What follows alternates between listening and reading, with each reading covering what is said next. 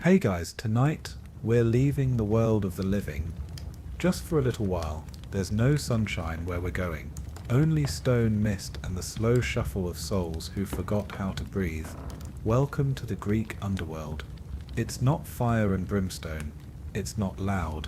It's quiet, cold, endless.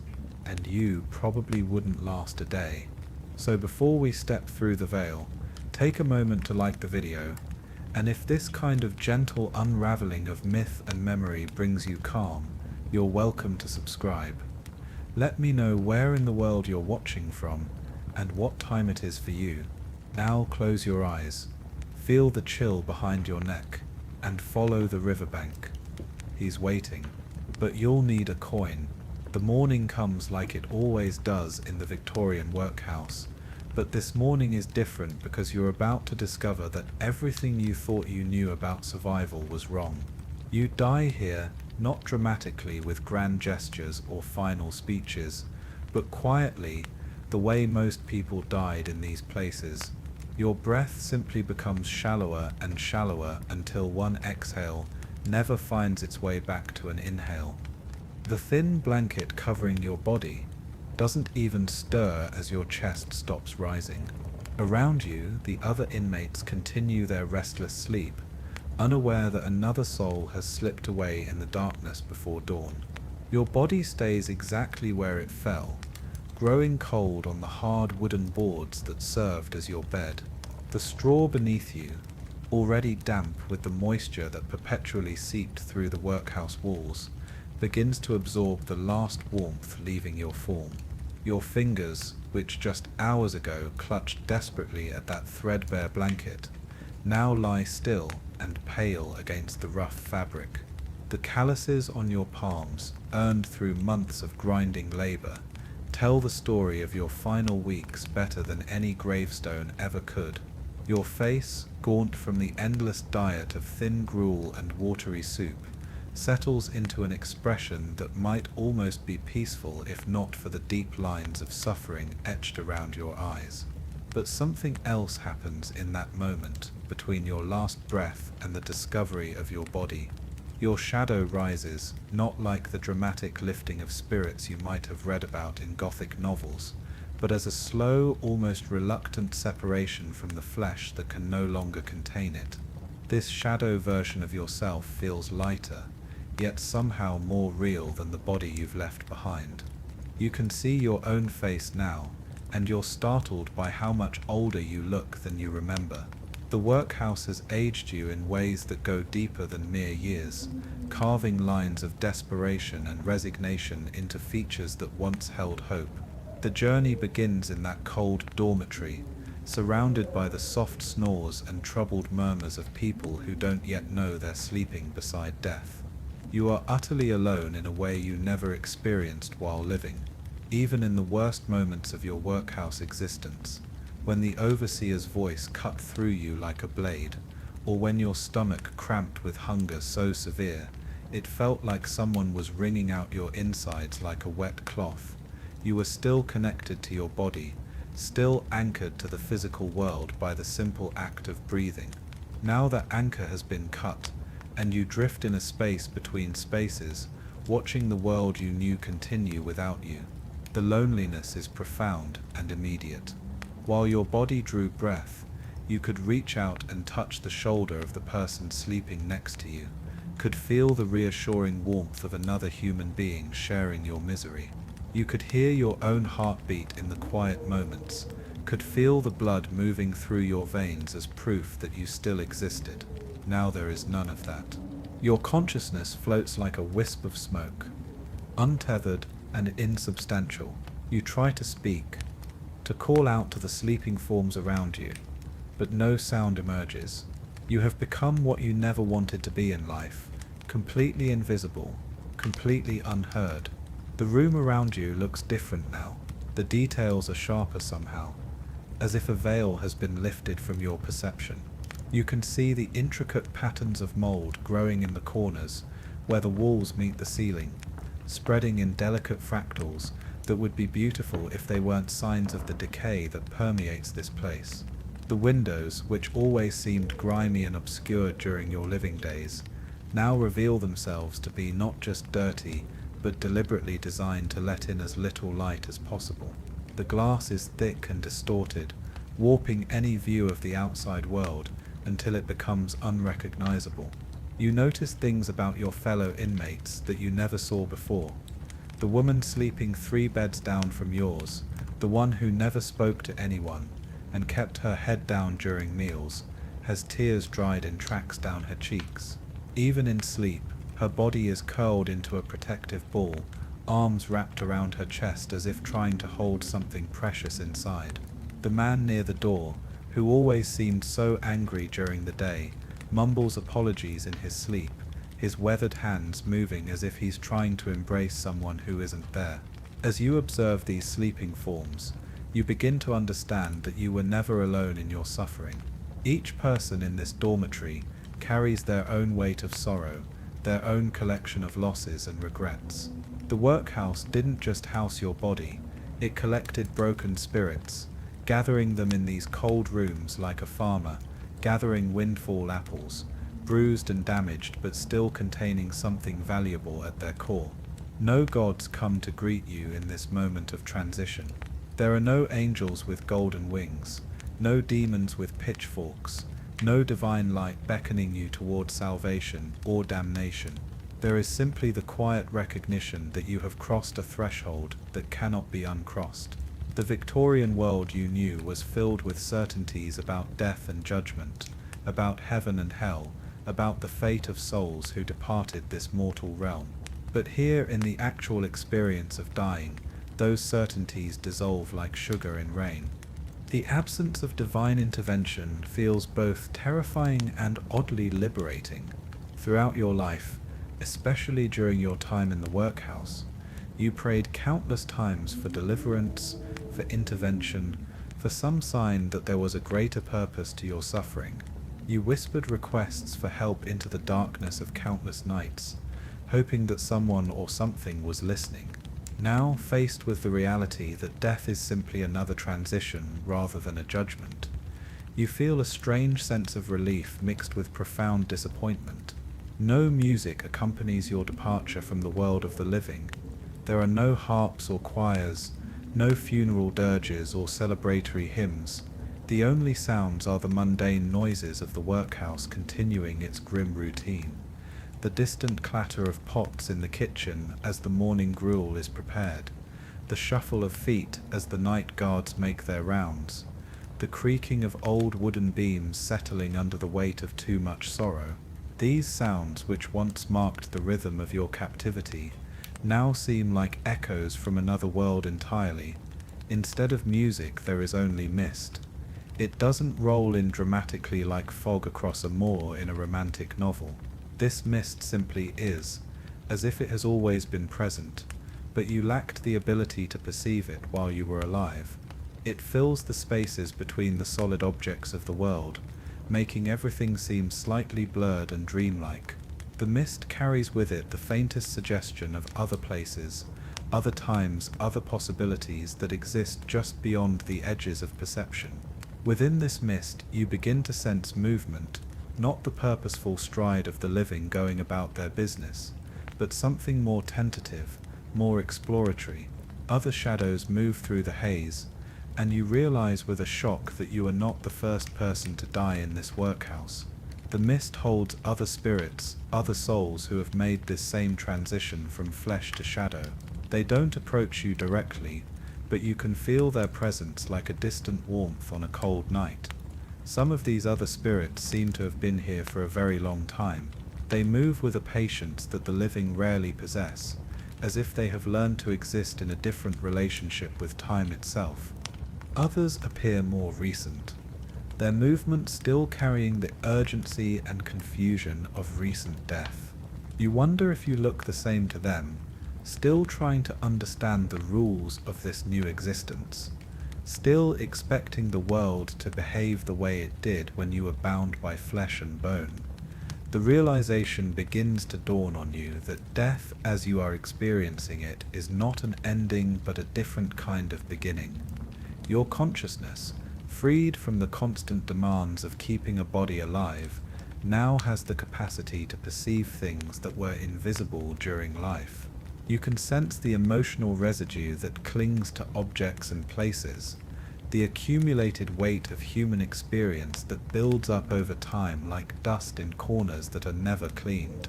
The workhouse itself feels different now that you can perceive its true nature. While alive, you experienced it as a place of grinding routine and harsh punishment, but now you can sense the deeper currents that flow through its halls. This building has absorbed decades of human misery, and that absorption has changed its fundamental character.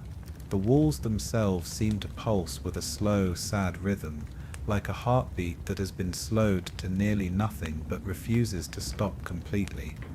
You find yourself moving without conscious decision, drifting through the dormitory like smoke through a chimney. Your movement is not walking as you once understood it, but rather a form of intention made manifest. When you focus on a particular location, you find yourself there, though the journey between points happens in a way that your mind struggles to process. Distance and direction work differently when you are no longer constrained by the limitations of a physical form. As you explore this new way of being, you begin to understand why so many religious traditions speak of death as a journey. You are indeed traveling, but not through physical space.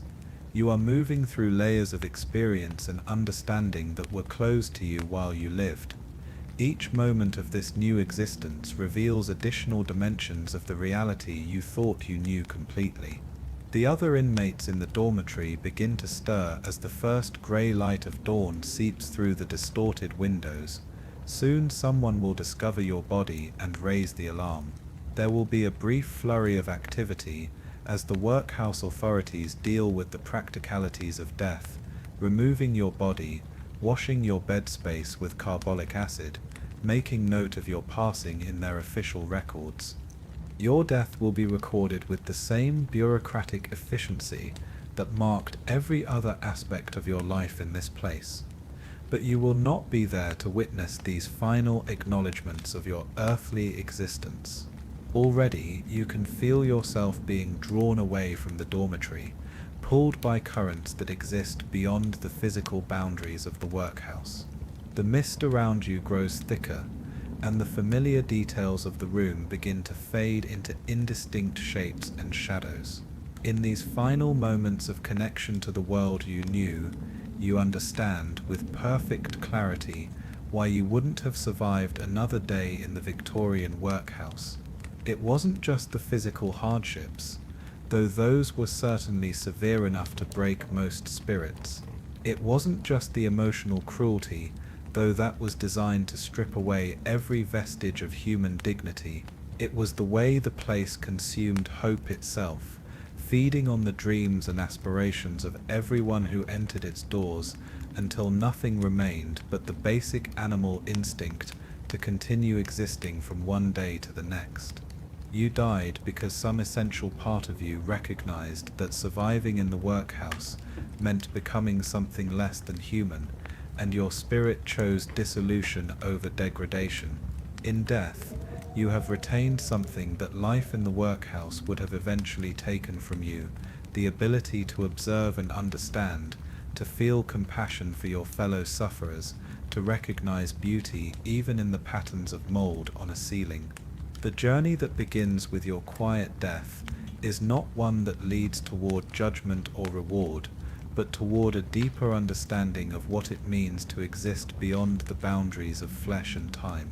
As the mist envelops you completely, and the dormitory fades from view, you carry with you not the pain of your final days, but the accumulated wisdom of a spirit that chose to let go rather than be diminished by circumstances beyond its control. Why you wouldn't survive a day in a Victorian workhouse. Chapter 2. The River Styx.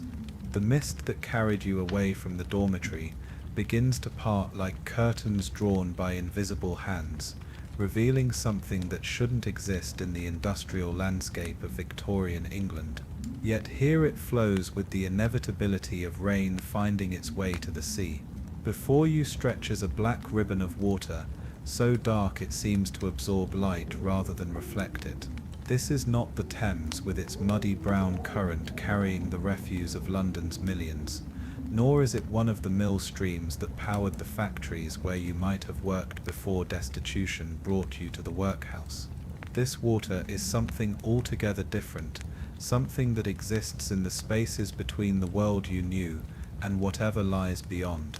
The river moves with a peculiar quality that defies everything you learned about water during your living years. It flows, yes, but silently, without the babble and rush you would expect from moving water.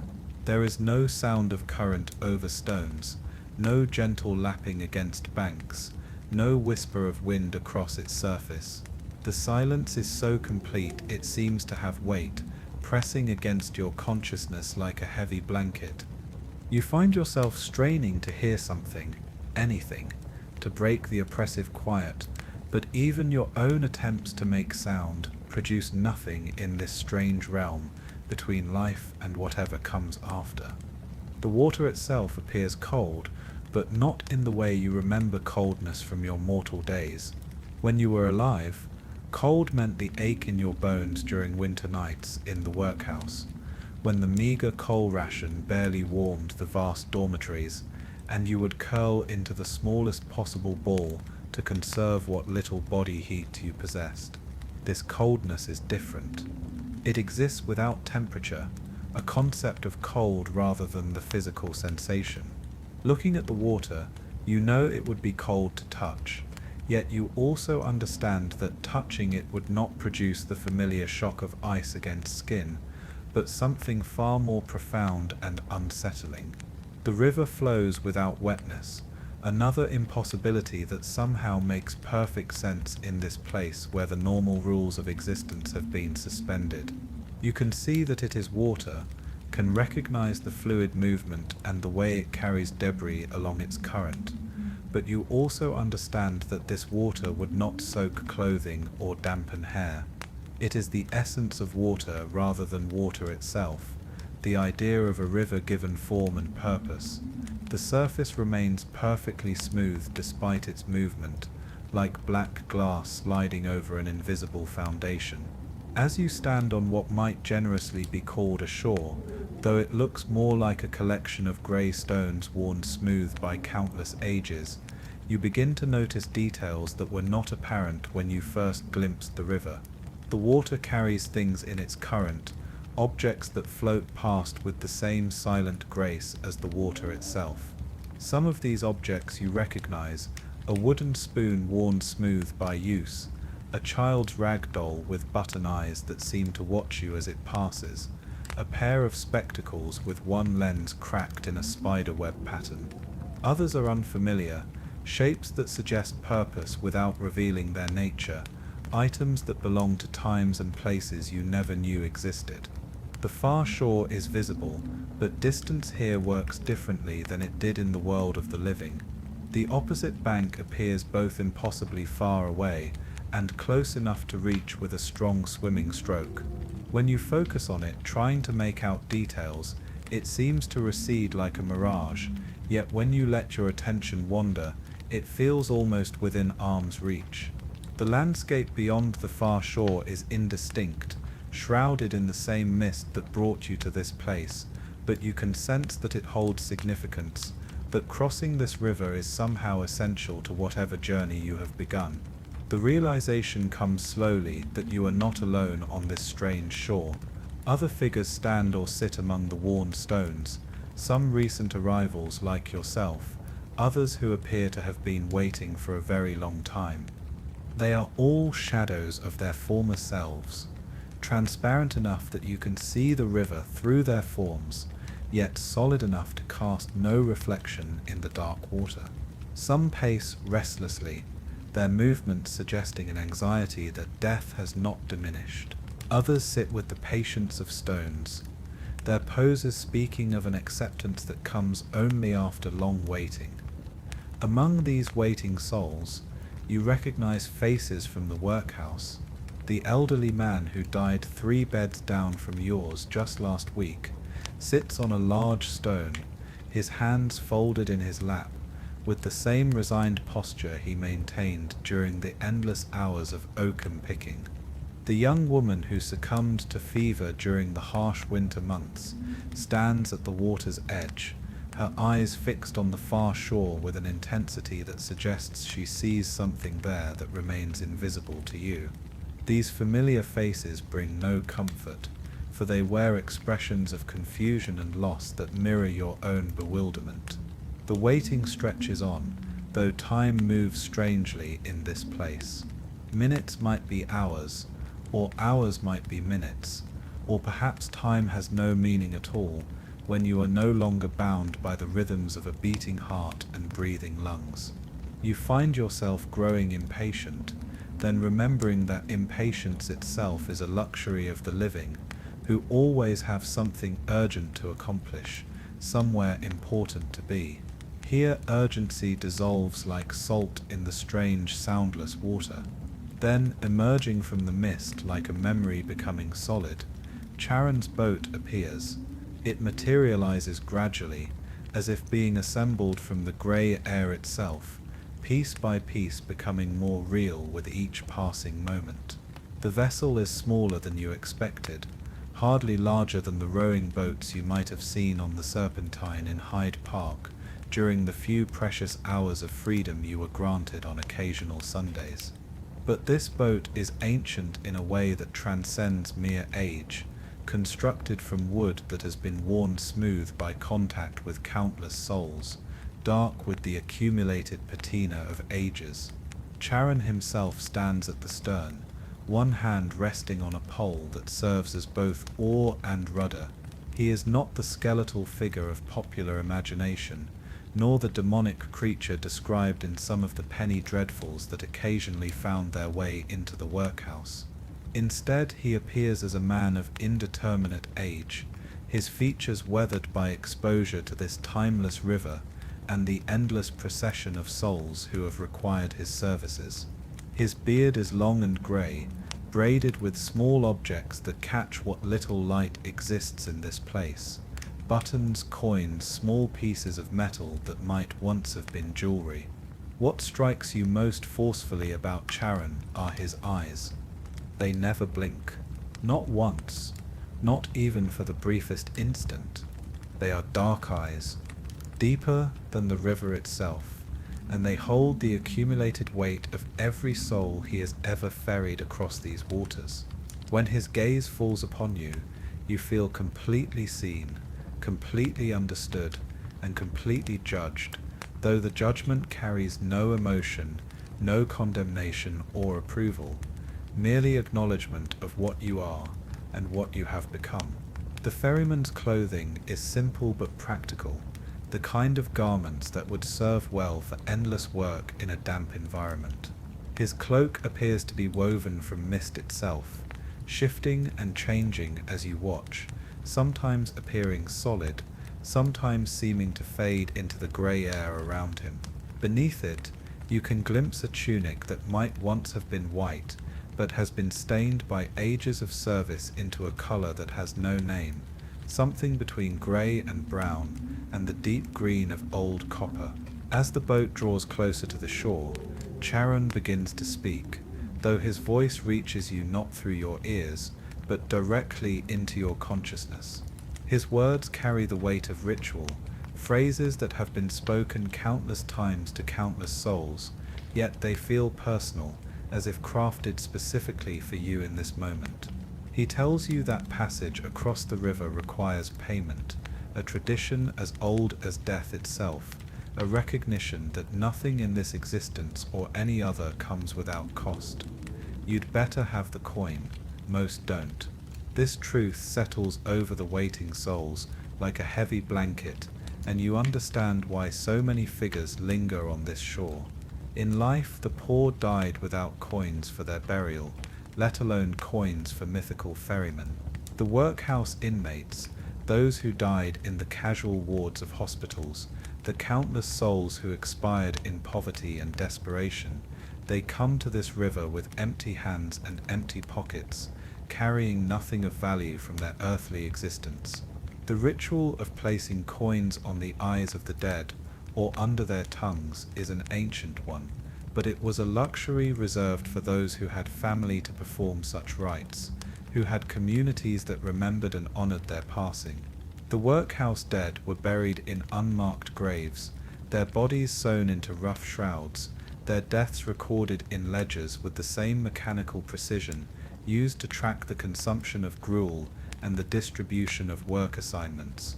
No coins adorned their burial, no payment was made for their journey to whatever lay beyond. You search yourself desperately for some form of payment, some token that might satisfy the ferryman's ancient requirements. Your clothing from life has followed you into death, but the pockets that once held the few pitiful possessions allowed to workhouse inmates now contain nothing but the memory of emptiness. No coins, no buttons of value, no small treasures hoarded against desperate times. You are as poor in death as you were in life, perhaps poorer, for you no longer even possess the potential for earning or finding some small token of worth. The realization of your poverty brings with it a deeper understanding of why the Victorian workhouse was such a perfect preparation for this moment. In life, the workhouse systematically stripped away everything that might have given you dignity, identity, or hope. Your own clothes were taken and replaced with the institution's uniform. Your possessions, however few and humble, were confiscated upon admission. Your very name was often replaced with a number, reducing your identity to a series of digits in a ledger book. This systematic impoverishment was not merely about maintaining order and discipline within the institution. It was about preparing souls for exactly this moment, when they would arrive at the river between worlds carrying nothing, owning nothing, having nothing to offer for their passage to whatever comes next. The workhouse was a factory for producing the destitute dead, souls so thoroughly stripped of worldly goods that they would be trapped on this shore, unable to pay the ferryman's fee, unable to complete their journey toward whatever redemption or damnation awaited them. Looking around at your fellow souls, you see the same recognition dawning in their transparent features. The elderly man who spent his final years picking oakum pats his pockets with movements that grow increasingly frantic as he finds nothing but air. The young woman who died of fever begins to weep tears that make no sound and leave no tracks on her shadowy cheeks. Others simply stand in stunned silence, the weight of their eternal poverty settling over them like a shroud. Charon watches this scene with those unblinking eyes, his expression neither cruel nor kind, merely patient. He has witnessed this same drama played out countless times, has seen the desperation of souls who arrive at his river with nothing to offer for passage. His boat rocks gently on the soundless water, neither approaching the shore nor retreating, simply waiting with the timeless patience of forces that exist beyond human concern. The waiting souls begin to understand that this is not a temporary delay, not a problem that can be solved with clever negotiation or desperate pleading. This is their eternal condition to stand on this shore, to watch the dark water flow past carrying the debris of countless lives, to see the far shore shimmering in the distance like a promise that can never be fulfilled. They have become part of the landscape of this place, fixtures as permanent as the worn stones beneath their feet. Some of the souls who have been waiting longer begin to move away from the water's edge, settling into positions that speak of long habituation to disappointment. They arrange themselves among the stones, with the resignation of people who have learned to make the best of impossible circumstances. In death, as in life, they adapt to poverty, finding ways to exist within systems designed to exclude them from better possibilities. The young woman who died of fever turns away from the water, her shoulders slumped in defeat. As she walks past you, she pauses and speaks in a voice like wind through dry leaves. She tells you that she has been waiting here for what feels like years, watching other souls arrive and depart, always hoping that somehow, some way, she might find or earn the coin needed for passage. But the economy of this place does not operate on the principles of labor and reward that govern the world of the living. There is no work to be done, no tasks to complete, no way to improve one's circumstances through effort or virtue. The elderly man stops his frantic searching and looks directly at you with eyes that hold a lifetime of accumulated wisdom about the nature of poverty and exclusion.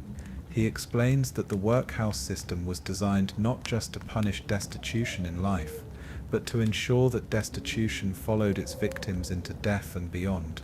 The systematic removal of dignity, possessions, and hope was preparation for this moment, when souls would discover that their poverty was not merely a temporary condition, but a permanent state that transcended the boundary between life and death. As you listen to these revelations, Charon continues to wait in his boat, neither approaching nor departing. His presence is neither threatening nor comforting, simply inevitable. He represents the eternal truth that passage to the next phase of existence requires payment, and that payment must come from resources accumulated during life. Those who die in poverty remain poor in death, trapped between states of being, unable to afford the transition to whatever lies beyond.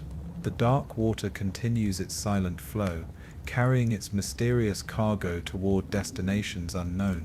The far shore remains visible, but unreachable, a constant reminder of possibilities that exist just beyond the grasp of those who lack the proper currency for passage. You understand now why the river appears both close and impossibly distant. It is not a matter of physical distance, but of economic impossibility, a gap that cannot be bridged by swimming or wading, but only by the proper payment to the proper authority. Standing on this shore of the eternally poor, surrounded by souls who share your poverty in death as they shared it in life, you begin to comprehend the true horror of the Victorian workhouse system. It was not merely a method of managing the poor during their lifetimes, but a comprehensive system for ensuring that poverty would follow them into whatever comes after death. The workhouse was, in its way, a preparation for this shore, a place where souls learned to exist in states of permanent exclusion from the better possibilities that always seem to exist just beyond their reach. Why You Wouldn't Survive a Day in a Victorian Workhouse, Chapter 3. Charon the Ferryman. Something shifts in the air around the river, a subtle change that you feel more than see, like the moment before dawn when darkness begins to thin, without yet revealing light. Charon has made his decision, though you cannot fathom the criteria he used to choose. Perhaps it was the accumulated weight of your suffering, or the particular quality of desperation that clings to workhouse souls, or something else entirely that exists beyond mortal understanding. Whatever the reason, he poles his boat closer to the shore with movements that seem to flow like water itself, each gesture economical and purposeful in ways that speak of countless ages of practice. The ferryman himself appears ancient beyond measure, yet not in the way that mortals age with the passage of years. His ancientness is something deeper, more fundamental, as if he predates the very concept of age itself. His face bears no wrinkles from laughter or sorrow, no lines carved by squinting into sunlight or wind. Instead, his features seem worn smooth by time itself, like stones polished by centuries of flowing water, until they achieve a perfect impersonal beauty that speaks of forces far greater than human experience. His skin has the pale translucency of old parchment, stretched thin over bones that might have been carved from ivory by craftsmen who understood the mathematics of eternity. He is bone thin in ways that suggest not starvation or illness, but a kind of refined efficiency, as if everything unnecessary has been slowly stripped away over the millennia until only the essential remains. His frame appears impossibly delicate, yet you sense that it contains a strength that has nothing to do with muscle or sinew. This is the strength of concepts made manifest, of purposes that transcend physical limitations. His hands, when they move, do so with the precision of clockwork and the grace of falling leaves, each gesture containing within it the accumulated wisdom of every soul he has ever transported. What strikes you most profoundly about Charon is his wordlessness. He does not speak, has perhaps never spoken in the way that mortals understand speech. Yet his silence is not empty or hollow. It is full of meaning, dense with understanding that exists beyond the crude tool of language. When he looks at you with those unblinking eyes, you feel as though entire conversations are taking place in realms of communication that you can barely perceive. His silence contains the weight of every story he has witnessed, every tragedy and triumph that has played out in his boat during the endless crossing and recrossing of the dark river. This wordlessness seems to be a choice rather than a limitation. You sense that he could speak if he wished, could fill the air with explanations and commentary, and the small talk that mortals use to fill uncomfortable silences. But he has moved beyond such needs. His communication happens through presence rather than words, through the subtle shifts in his posture and the almost imperceptible changes in his expression that convey volumes to those who have learned to read such signs. In the economy of eternity, words are perhaps an unnecessary luxury, and Charon has achieved a kind of perfect efficiency that renders them obsolete. As he draws the boat alongside the worn stones of the shore, you notice something remarkable about the way he moves. He does not steer with hands in the way that living boatmen navigate earthly waters. Instead, the river itself seems to respond to his intentions, the current shifting and flowing to accommodate his needs without any visible effort on his part. The boat glides through the dark water as if it is part of the river, rather than simply floating upon it, following channels and currents that exist more in the realm of purpose than in physical reality. This mysterious harmony between ferryman and river speaks to a relationship that has developed over countless ages. Charon has become something more than a simple boatman. He has evolved into an integral part of the river's function, a living component of the mechanism that carries souls from one state of existence to another. The river moves for him not because he commands it, but because he has become so perfectly attuned to its nature that the distinction between his will and its flow has disappeared entirely. Watching him work is like observing a master craftsman who has practiced his art for so long that technique has transcended into something approaching magic. Every movement of his pole through the water creates ripples that spread in patterns too complex and beautiful to be accidental. The boat responds to pressures and currents that remain invisible to your perception, following routes that seem to exist in dimensions beyond the merely physical. You begin to understand that crossing this river is not simply a matter of traveling from one shore to another, but of navigating between different states of being, different layers of reality that exist simultaneously in the same space. As the boat settles against the shore with the faintest whisper of wood against stone, Charon extends one skeletal hand in a gesture that clearly indicates payment. You find yourself stepping forward, despite having no coin to offer, compelled by forces that operate beyond conscious decision. Perhaps it is the accumulated habit of obedience learned during your time in the workhouse, where hesitation in response to authority often meant additional punishment. Or perhaps it is something deeper, an understanding that this moment represents a threshold that must be crossed regardless of your preparedness or worthiness. To your surprise, as you approach the boat, you discover that you are not entirely empty-handed after all. In your shadowy palm appears something that might once have been a button, tarnished and worn smooth by handling, but recognizably a small piece of worked metal. You cannot remember where it came from or how it came to be in your possession, but it feels warm in your insubstantial grip, carrying with it memories of human hands that once fastened and unfastened it, of clothing it once secured, of lives it once touched in small but meaningful ways. Charon examines the button with those unblinking eyes, turning it over in his pale fingers with movements that suggest he is reading its history, like a book written in a language only he can understand. The button tells him stories of the hands that wore it, the circumstances of its loss, the journey it took from its original owner to this moment of ultimate transaction. After what feels like hours but might have been seconds, he nods once, a gesture so slight it might have been imagined, and deposits the button into a pouch that hangs from his belt alongside countless other small objects, each one representing a soul's passage across the dark water. You step into the boat, and immediately you understand why so few souls can afford this journey. The cost is not merely the physical token you have provided, but something far more precious and harder to define. As your foot touches the worn wood of the boat's bottom, you feel something essential being drawn from you, some quality of self that you cannot name, but whose absence leaves you feeling lighter and somehow less than you were moments before. This is the true price of passage, not gold or silver, but fragments of identity itself, pieces of what makes you uniquely you.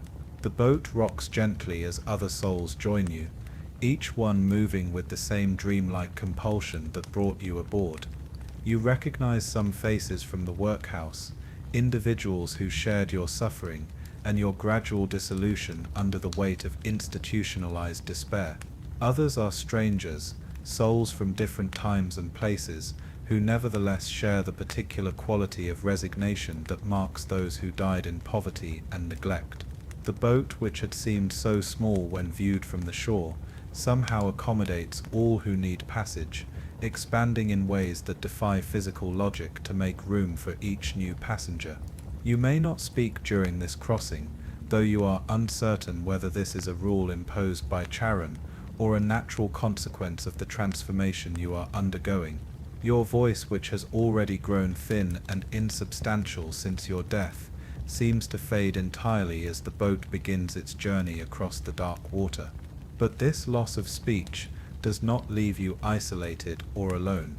Instead, you discover that you can feel the others on the boat in ways that transcend the crude boundaries of individual consciousness. Their thoughts and emotions flow through you like currents in the river itself, creating a tapestry of shared experience that is more intimate than any conversation could be. You feel the elderly man's deep sadness at leaving behind a grandchild he was never allowed to see, the weight of love unexpressed and connections severed by the cruel necessities of workhouse regulations.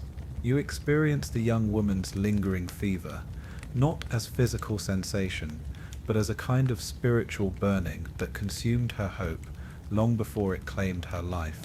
These shared experiences do not overwhelm or confuse you, but rather create a sense of communion that you never experienced during your living years.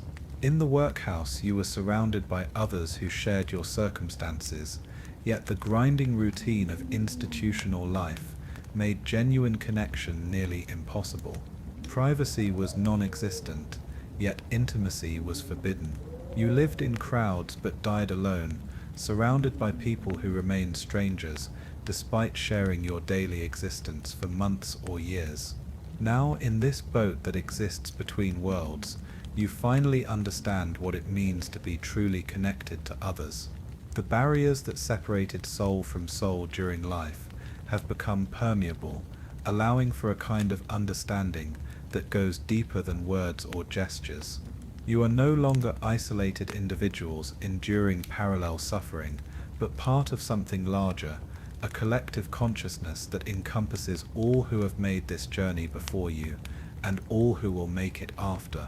The crossing begins slowly, as all things do in this realm where time moves like thick honey. The boat glides away from the shore with a motion so gradual that you can barely perceive it, yet you know that you are moving because the familiar landmarks of the riverbank begin to shift and blur. The stones where you waited become indistinct shapes in the gathering mist, and soon even these fade into the grey uniformity that seems to characterize this space between worlds. As you cross, slowly and silently, regret drifts with the mist that surrounds the boat like a living thing. This regret is not personal, but collective, the accumulated sorrow of all who have ever made this journey, with things left undone, words unspoken, love unexpressed. It rises from the dark water like fog, seeping into your consciousness with the persistence of cold penetrating poorly heated rooms. You find yourself remembering not just your own unfulfilled wishes, but the dreams and hopes of every soul who ever entered the workhouse, carrying some small flame of possibility, only to have it slowly extinguished by the grinding routine of institutional survival. The regret that fills the air around the boat is not sharp or painful in the way that living grief can be. Instead, it has a quality of profound melancholy, like the sound of distant music heard through closed windows, beautiful but forever out of reach. It speaks of children who grew up without knowing their parents' faces, of talents that withered under the weight of endless labor, of loves that could never be declared or consummated, because the workhouse system deliberately separated families and forbade the formation of new connections. You regret the letters you never learned to write, the books you never had the opportunity to read, the places you never saw beyond the high walls that enclosed your final years. But more than these personal losses, you regret the way the system transformed you from a person with hopes and dreams into a unit of labor, a problem to be managed, a statistic in ledgers that recorded consumption and output with mechanical precision. You regret the slow erosion of your humanity, the gradual acceptance of circumstances that should have been intolerable, the way you learned to survive by becoming less than you once were. The other souls in the boat carry their own loads of regret, and these individual sorrows blend together into something larger and more universal. The collective regret of the workhouse dead is not merely about personal losses, but about the systematic destruction of human potential, the waste of lives that could have contributed beauty or wisdom or simple kindness to the world if they had been given the opportunity to flourish rather than merely survive. As the boat continues its slow progress across the soundless river, you begin to understand that this regret is not punishment but recognition. In life, the daily struggle for survival left little time for contemplation of what might have been. The immediate necessities of finding food, shelter, and safety consumed all available energy, leaving none for the luxury of mourning lost possibilities. Now, freed from the body's urgent demands, you finally have the space to acknowledge the full scope of what was taken from you, what you were forced to surrender in order to continue existing. Charon remains motionless at the bow of the boat, his pole resting in the dark water, without apparent effort on his part. He seems to be steering by intention rather than action, guiding the vessel along currents that exist in dimensions beyond the physical. His presence is both comforting and alien, a reminder that you are no longer operating within familiar parameters, that the rules governing this existence are fundamentally different from those that shaped your mortal experience. The ferryman's ancient presence seems to absorb and transmute the regret that fills the air around the boat. He has witnessed countless souls making this crossing, each one carrying their own burden of unfulfilled dreams and unrealized potential. His silence contains the weight of all these stories, all these losses, all these small tragedies that add up to something too large for mortal comprehension. Yet he continues his work with the patience of stone and the persistence of water, facilitating the passage of souls from one state of being to another without judgment or commentary. Looking at his worn features, you realize that Charon himself might be the ultimate expression of regret transformed into purpose. Perhaps he too once lived and died, and found himself on this shore with nothing to offer for passage. Perhaps his eternal role as ferryman is both punishment and redemption, a way of serving others while forever remaining between worlds himself. His bone-thin frame might be the result of countless ages spent in service to souls who, like yourself, died poor and forgotten, but still required transport to whatever lies beyond. The far shore begins to resolve itself from the mist, though distance remains fluid and uncertain in this place, where physical laws bend to accommodate spiritual necessities. You can see shapes that might be trees or buildings or something else entirely, structures that exist in the space between memory and possibility. The anticipation of arrival brings with it a mixture of relief and trepidation, for you understand that reaching the far shore will mark another threshold, another transformation in this journey that began with your quiet death in the workhouse dormitory. As the boat draws closer to its destination, you feel the presence of the other souls beginning to shift and change, their shared consciousness starting to separate into individual streams again. The communion you experienced during the crossing was temporary, a gift of understanding that exists only in the liminal space of the river itself.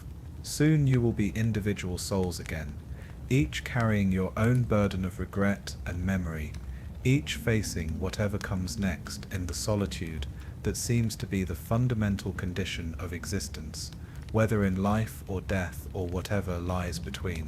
Chapter 4. The Gates of Hades Victorian Workhouse Sleep Script. Picture yourself standing before the imposing entrance of a Victorian workhouse on a grey morning in 1847. The air carries the weight of desperation and resignation, thick with the scent of coal smoke and human misery. Before you rises a structure that seems designed not merely to house the poor, but to break their spirits from the very moment they approach its threshold. The workhouse entrance looms like a gateway to another world, one where hope dissolves as surely as morning mist. The architects of these institutions understood the psychology of intimidation. Every brick, every iron bar, every stone carving was deliberately chosen to communicate a single, unmistakable message: you are no longer free. The entrance itself stands as a monument to Victorian society's complex relationship with poverty, embodying both their desire to help the destitute and their deep-seated belief that poverty was somehow a moral failing that required correction through discipline and hardship. As you approach these gates, your footsteps echo hollowly against the cobblestones, each step bringing you closer to a world governed by bells, rules, and the constant surveillance of those who held absolute power over every moment of your existence. The heavy wooden doors, reinforced with iron bands that speak of security rather than welcome, seem to watch your approach with the patience of predators. There is no warmth in this architecture, no comfort in these walls. Everything about this place whispers that once you cross this threshold, you surrender not just your freedom, but your very identity.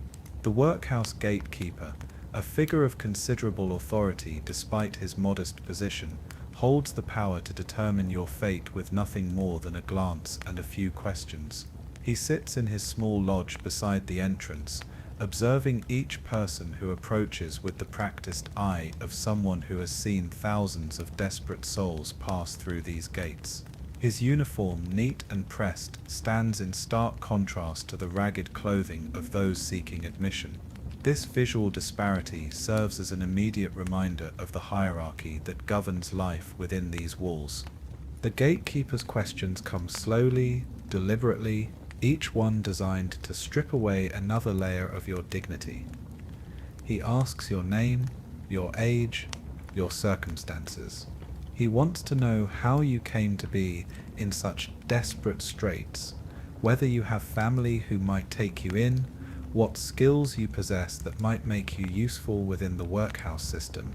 These inquiries are not mere bureaucracy.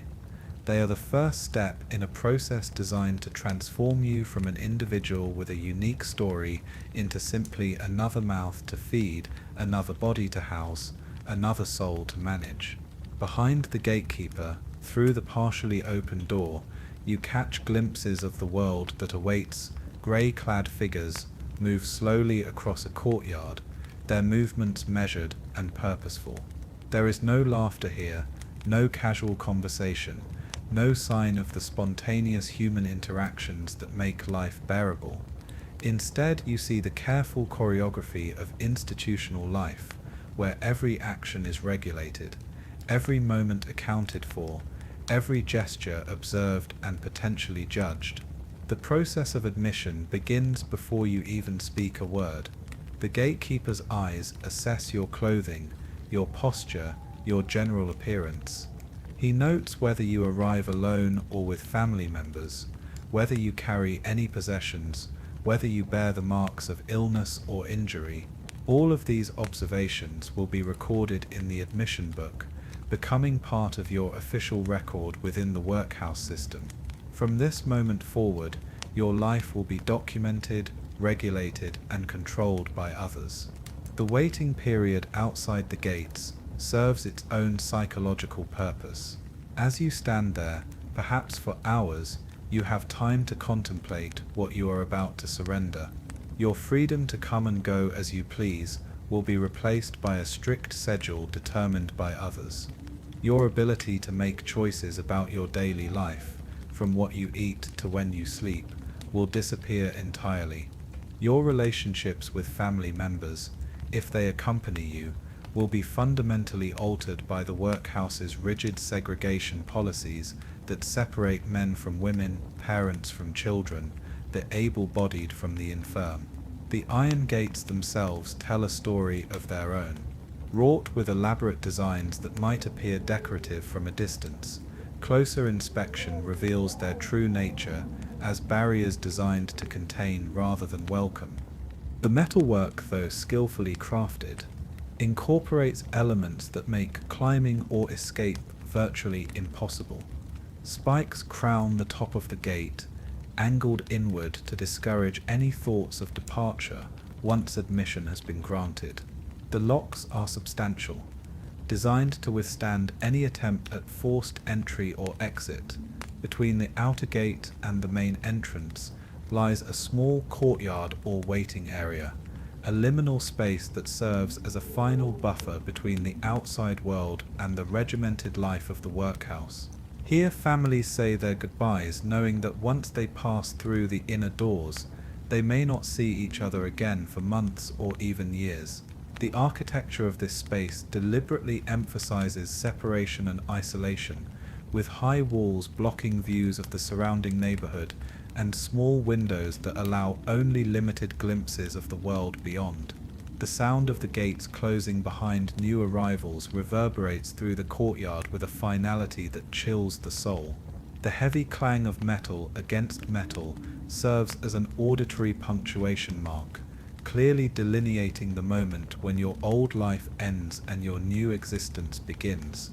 This sound, once heard, becomes embedded in memory, a constant reminder of the choice you made to trade your freedom for the promise of food and shelter. As you wait to be processed, you observe the steady stream of people entering and leaving the workhouse grounds.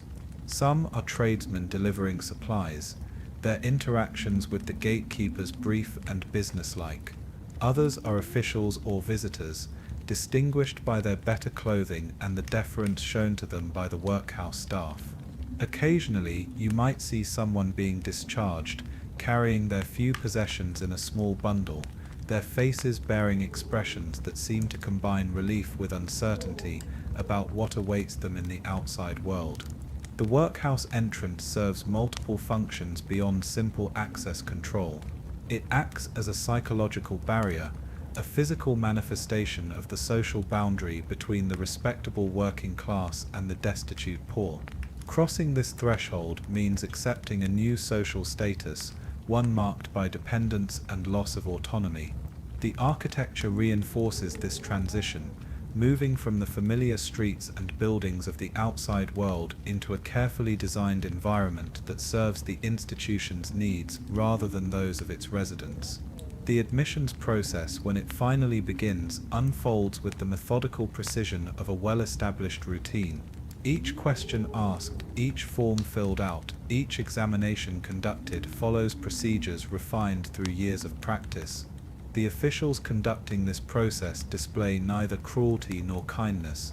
They simply execute their duties with the efficient indifference of people who have performed these same actions thousands of times before. This institutional neutrality in many ways proves more dehumanizing than overt hostility might have been. Your personal possessions, if you have any, undergo careful inspection and cataloguing. Items deemed inappropriate or potentially dangerous disappear into storage, to be returned only upon your discharge from the workhouse. The clothes you wear, the tools of your former trade, any small treasures that connect you to your previous life, all become subject to institutional control. This process of dispossession serves both practical and psychological purposes, removing potential sources of conflict while reinforcing your new status as someone who owns nothing and controls nothing. The medical examination that follows admission represents another layer of institutional processing. A workhouse doctor, often overworked and dealing with limited resources, conducts a brief assessment of your physical condition. This examination determines not only your fitness for various types of work within the workhouse, but also your housing assignment and dietary requirements. The doctor's questions probe not just your current health, but your medical history, your family's health background, and any conditions that might affect your ability to contribute to the workhouse's operations. The psychological impact of this medical examination extends far beyond its practical purposes. Having your body inspected, prodded, and evaluated by a stranger reinforces the fundamental power dynamic that governs workhouse life. Your physical person, like your possessions and your time, becomes subject to institutional authority. Privacy, modesty, and personal dignity become luxuries that the workhouse system cannot accommodate. As the admission process continues, you begin to understand that entering the workhouse means accepting a complete transformation of your identity. The name by which you have always been known becomes just one entry in an official record. Your individual circumstances, the unique story that brought you to this point, get reduced to standardized categories that fit the workhouse's administrative needs. Your hopes, dreams, fears, and aspirations become irrelevant to an institution concerned primarily with maintaining order and extracting useful work from those it houses. The moment finally arrives when you must pass through the final doorway into the workhouse proper. Behind you lie the gates that have already closed, cutting off your retreat. Before you stretches a corridor that leads deeper into the institution, toward dormitories and workshops, dining halls and exercise yards, all designed according to principles that prioritize control and efficiency over comfort or humanity. The echo of your footsteps in this corridor will become one of the defining sounds of your new existence, a rhythm that matches the measured pace of institutional life. The workhouse entrance, then, serves as more than just a doorway. It functions as a portal between two entirely different worlds. On one side lies the chaotic, unpredictable, often harsh reality of life among the working poor, where freedom exists even in the midst of struggle and uncertainty. On the other side waits a world of absolute order, where security comes at the cost of autonomy, where survival is guaranteed but dignity must be surrendered. The choice to cross this threshold, once made, cannot easily be undone, for the workhouse system creates its own gravity, pulling people deeper into dependence with each passing day. Standing at these gates, whether as a new arrival or a long-term resident, returning from a brief absence, you cannot help but feel the weight of history pressing down upon you. Thousands of others have stood in this same spot, faced these same choices, surrendered these same freedoms. The stones beneath your feet have witnessed countless moments of desperation, resignation, and quiet courage. The walls around you have absorbed the tears, prayers, and whispered hopes of generations of people who found themselves with no other options. The gates of the Victorian workhouse stand as a monument to a society's attempt to solve the problem of poverty through institutional control. They represent both the compassionate impulse to provide for those in need and the authoritarian tendency to manage social problems through surveillance and discipline. For those who pass through these gates, They marked the beginning of an experience that would test every aspect of their humanity, challenging them to maintain their sense of self in an environment designed to reduce them to mere components in an administrative system. As night falls and the workhouse settles into its evening routine, the gates remain locked, their iron bars casting long shadows across the courtyard. Inside, hundreds of people begin their preparations for sleep, knowing that tomorrow will bring another day governed by bells and rules, work assignments and institutional meals. Outside, the world continues its restless motion, but for those within the workhouse walls, time moves according to different rhythms, measured not by personal choice or natural inclination, but by the inexorable demands of institutional order. The gates of the Victorian workhouse thus stand as a powerful symbol of the complex relationship between freedom and security, independence and care, dignity and survival. They remind us that the choices available to individuals are often shaped by forces far beyond their control, and that society's solutions to human problems sometimes create new forms of suffering, even as they attempt to alleviate old ones. In the quiet hours of the night, when the workhouse sleeps and the gates stand silent, these truths echo through the corridors and chambers, whispered reminders of the price that was paid for the promise of shelter and sustenance. Chapter 5. The Judges of the Dead Victorian Workhouse Sleep Script. Within the walls of the Victorian workhouse, there exists a tribunal more absolute than any court of law, more penetrating than any confession booth, and more final than any sentence handed down by earthly magistrates. These are the workhouse officials who hold dominion over every aspect of your existence, examining not merely your current circumstances, but delving deep into the history of choices, misfortunes, and character flaws that brought you to their door. Like the mythical judges of the underworld, they possess an unsettling ability to see through pretense and desperation to the core of who you truly are. The workhouse master sits at the apex of this administrative hierarchy, a figure whose authority extends into every corner of the institution and every moment of the residents' lives. His office, typically located near the main entrance, serves as both sanctuary and tribunal, a space where fates are decided with the stroke of a pen and the weight of institutional wisdom. The master's desk, heavy with ledgers and correspondence, bears witness to countless individual tragedies, reduced to neat columns of figures and standardized categories of need. Behind this desk sits a man who has trained himself to view human suffering through the lens of administrative efficiency, someone who has learned to balance compassion with the stern requirements of poor law policy. The master's examination of new arrivals unfolds with the methodical precision of a practiced interrogator. He asks questions that seem simple on the surface, but carry implications that extend far beyond their apparent scope. When he inquires about your previous employment, he seeks not merely to understand your skills, but to assess your character, your reliability, your willingness to accept the discipline of regular work.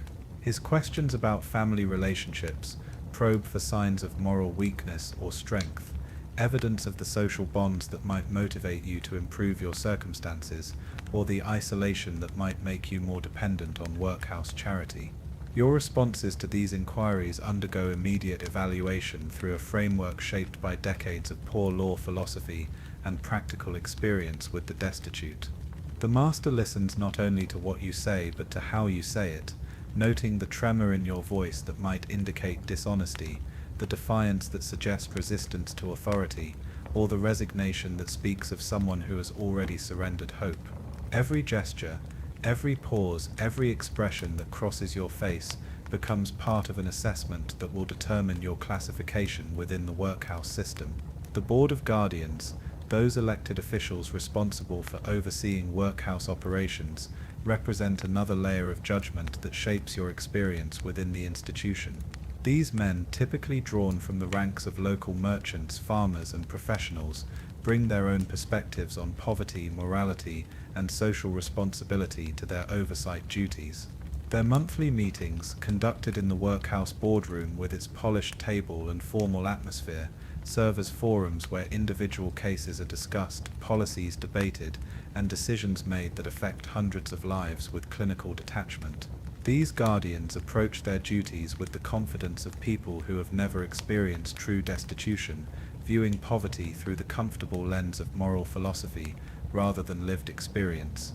They speak of the deserving and undeserving poor as distinct categories, as if human circumstances could be neatly sorted into boxes labeled worthy and unworthy of assistance. Their discussions of workhouse policy unfold in measured tones punctuated by references to scripture, economic theory, and social propriety, creating an intellectual framework that somehow transforms human misery into abstract problems requiring systematic solutions. The medical officer represents yet another form of judgment within the workhouse hierarchy, one that examines not your moral character but your physical capacity for useful labor.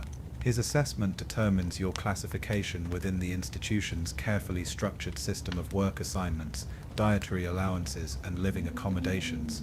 The doctor's examination, conducted in a sparse room that smells of carbolic acid and resignation, reduces your body to a collection of capabilities and limitations, strengths to be exploited and weaknesses to be managed within the constraints of institutional resources.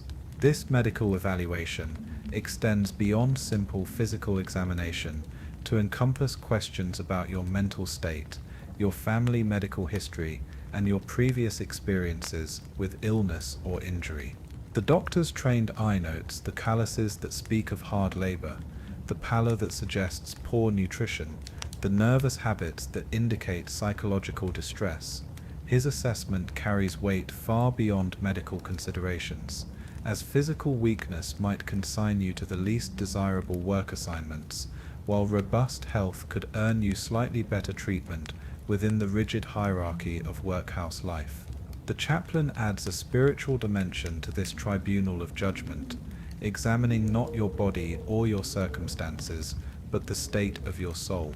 His interviews with new residents, conducted in the workhouse chapel with its stark wooden pews and simple altar, seek to understand the moral failures that he believes inevitably accompany material destitution.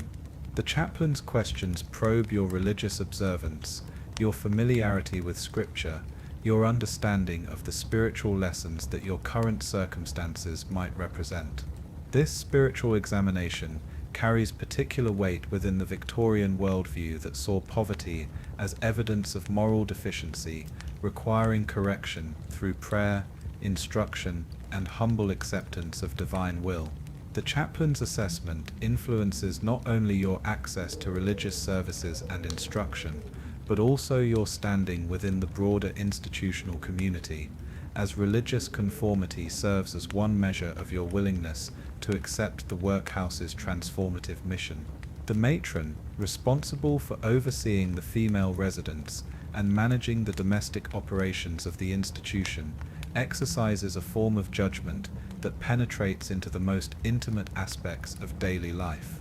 Her evaluation of new arrivals focuses particularly on questions of sexual morality, family relationships, and domestic competence. Women entering the workhouse face scrutiny that extends beyond their immediate circumstances to encompass their entire sexual and reproductive history, as the institution seeks to categorize them according to Victorian standards of feminine propriety. The matron's judgment carries particular consequences for women with children, as she helps determine whether families will be allowed to remain together or subjected to the workhouse's standard policy of separation. Her assessment of maternal fitness, domestic skills, and moral character influences not only work assignments, but access to children, creating a system where motherhood itself becomes subject to institutional approval and supervision.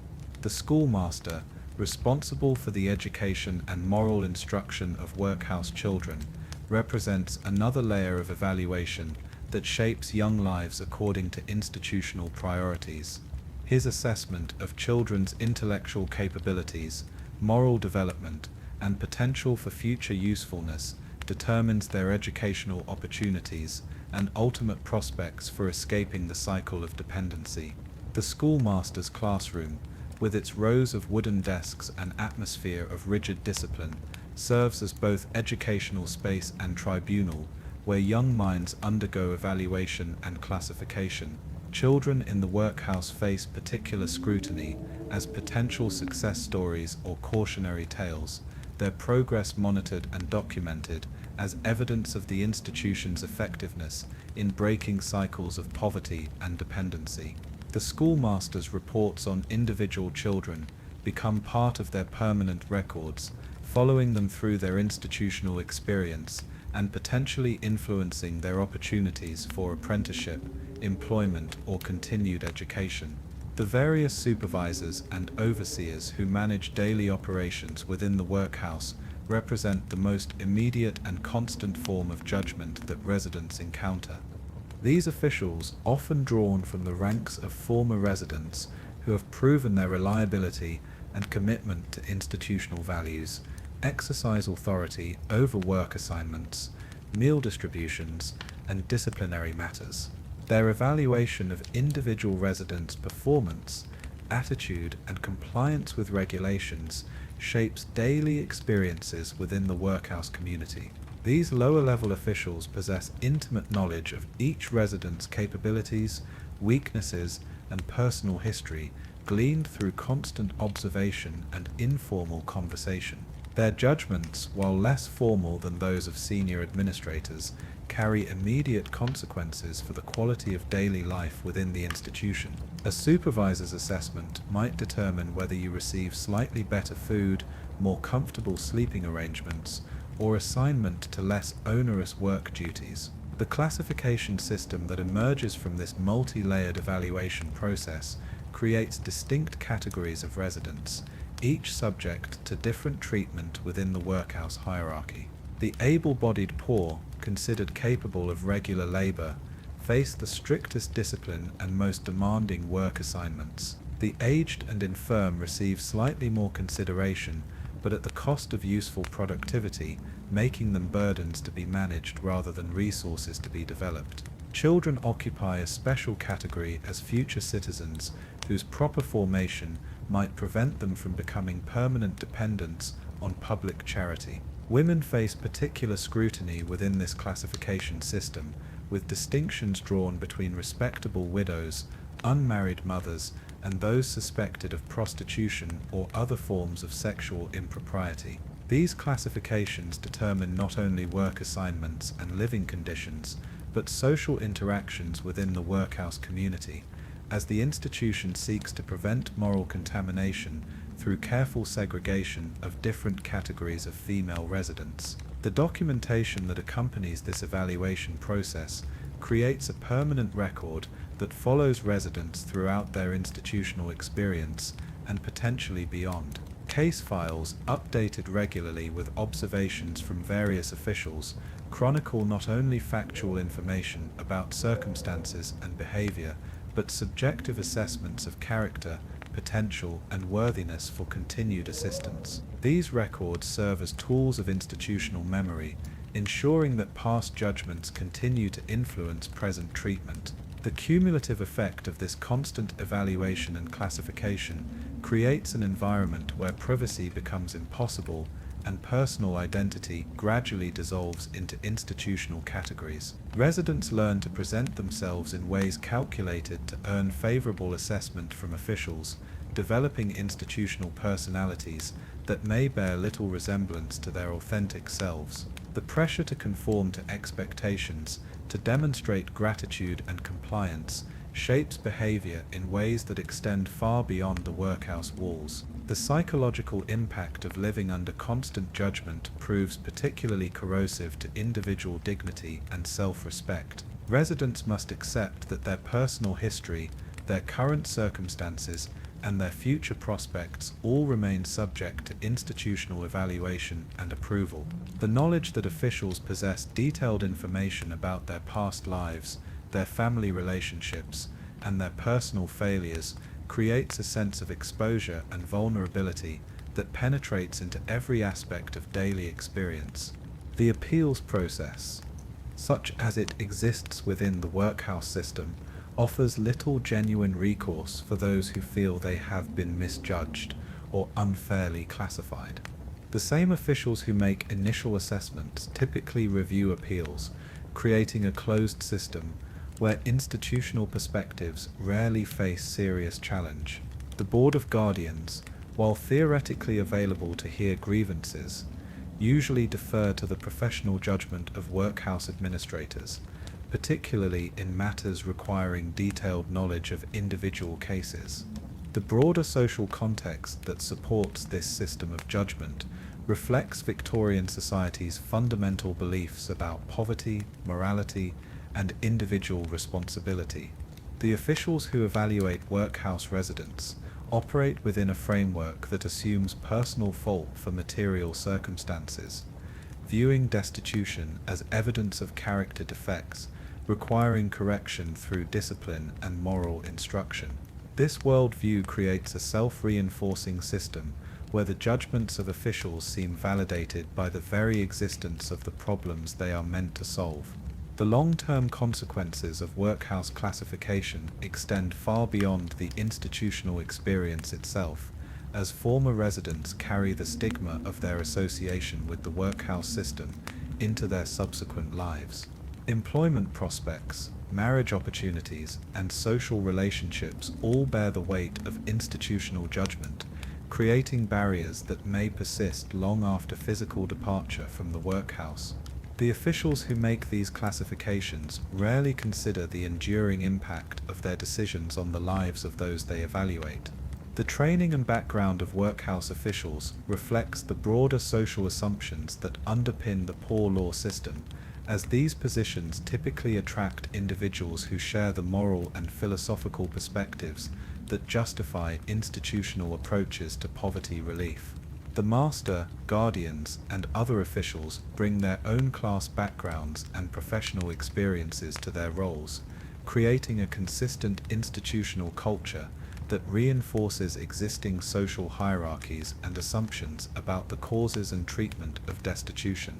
The daily routine of evaluation and classification becomes so embedded in workhouse operations that it achieves a kind of bureaucratic invisibility, appearing as natural and necessary rather than as a system of human judgment with profound consequences for individual lives.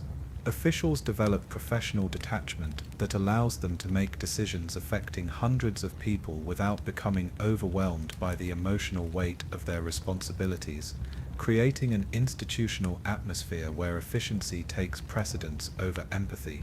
As you lie in your narrow workhouse bed, listening to the breathing of dozens of other residents in the dormitory around you, you understand that tomorrow will bring another day of evaluation and judgment. Every task you perform, every word you speak, every expression that crosses your face will be noted and assessed by officials who hold absolute authority over your circumstances. The knowledge that your entire life remains subject to institutional scrutiny creates a particular kind of exhaustion that extends far beyond physical fatigue, a weariness of the soul that comes from living under constant examination by those who possess the power to determine your fate with the stroke of a pen and the weight of their professional judgment. Chapter 6. The Fields of Asphodel Victorian workhouse sleep script. In the liminal space between hope and despair, between life and mere existence, lies the everyday reality of workhouse routine. This is neither the dramatic suffering of acute crisis, nor the comfort of genuine care, but something far more insidious, the slow erosion of human spirit through endless repetition of meaningless tasks, regulated meals, and supervised leisure. Like the mythical Fields of Asphodel where ordinary souls drift in eternal twilight, the workhouse creates its own grey realm, where time moves without purpose, and days blend into one another with numbing sameness. The morning bell that awakens workhouse residents at 5:30 rings with the same metallic tone every day, creating a sound that becomes embedded in consciousness, like the heartbeat of institutional life. There is no variation in this wake-up call, no consideration for seasons or circumstances, no acknowledgement that human beings might benefit from flexibility in their rest patterns. The bell simply rings, and bodies respond with the mechanical precision of people who have learned that resistance brings only additional suffering, while compliance offers the modest reward of being left alone. Rising from narrow beds arranged in military precision throughout the dormitories, residents begin their daily transformation from sleeping individuals into functioning components of the workhouse system. The process of dressing occurs in silence, not because talking is explicitly forbidden at this hour, but because the accumulated weight of institutional routine has gradually suppressed the natural human impulse toward morning conversation. People move through their ablutions with the quiet efficiency of those who have learned to find small pockets of privacy within a system designed to eliminate personal space entirely. The journey from dormitory to dining hall follows prescribed routes through corridors that echo with the shuffling of feet and the rustling of coarse workhouse clothing.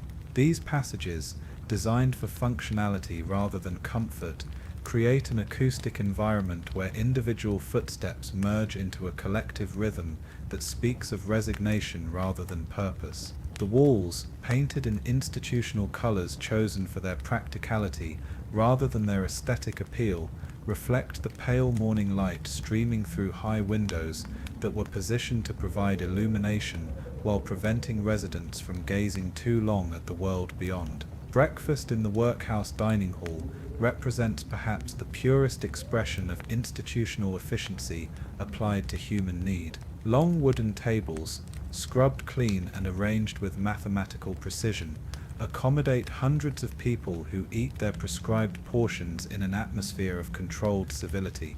The meal itself follows dietary regulations calculated to provide minimal nutrition at minimal cost, with portions measured not according to individual appetite or preference, but according to bureaucratic formulas designed to maintain health while discouraging dependency. The porridge that forms the foundation of most workhouse breakfasts arrives at precisely the same temperature and consistency every morning, prepared in massive quantities by kitchen staff who have perfected the art of cooking without passion. Each bowl contains exactly the amount specified by workhouse regulations, served with bread that has been carefully rationed and water that has been boiled as much for ritual as for safety.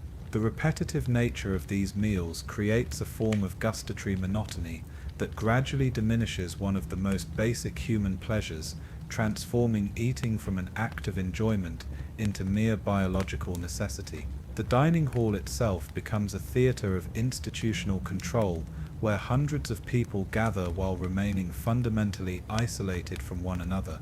Conversation occurs in whispers and brief exchanges, as residents have learned that drawing attention to themselves rarely brings positive consequences.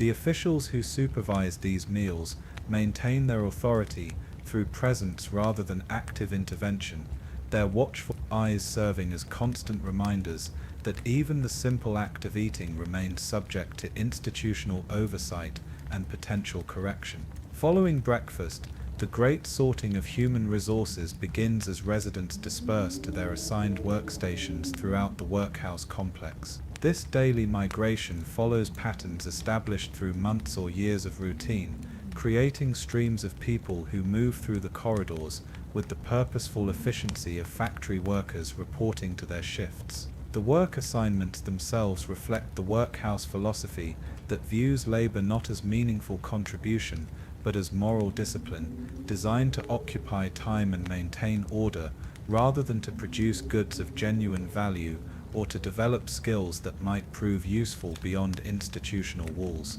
The oakum picking rooms represent perhaps the most emblematic of workhouse occupations, spaces where residents spend hours unraveling old rope fibers with tools that seem designed more for their disciplinary value than their efficiency.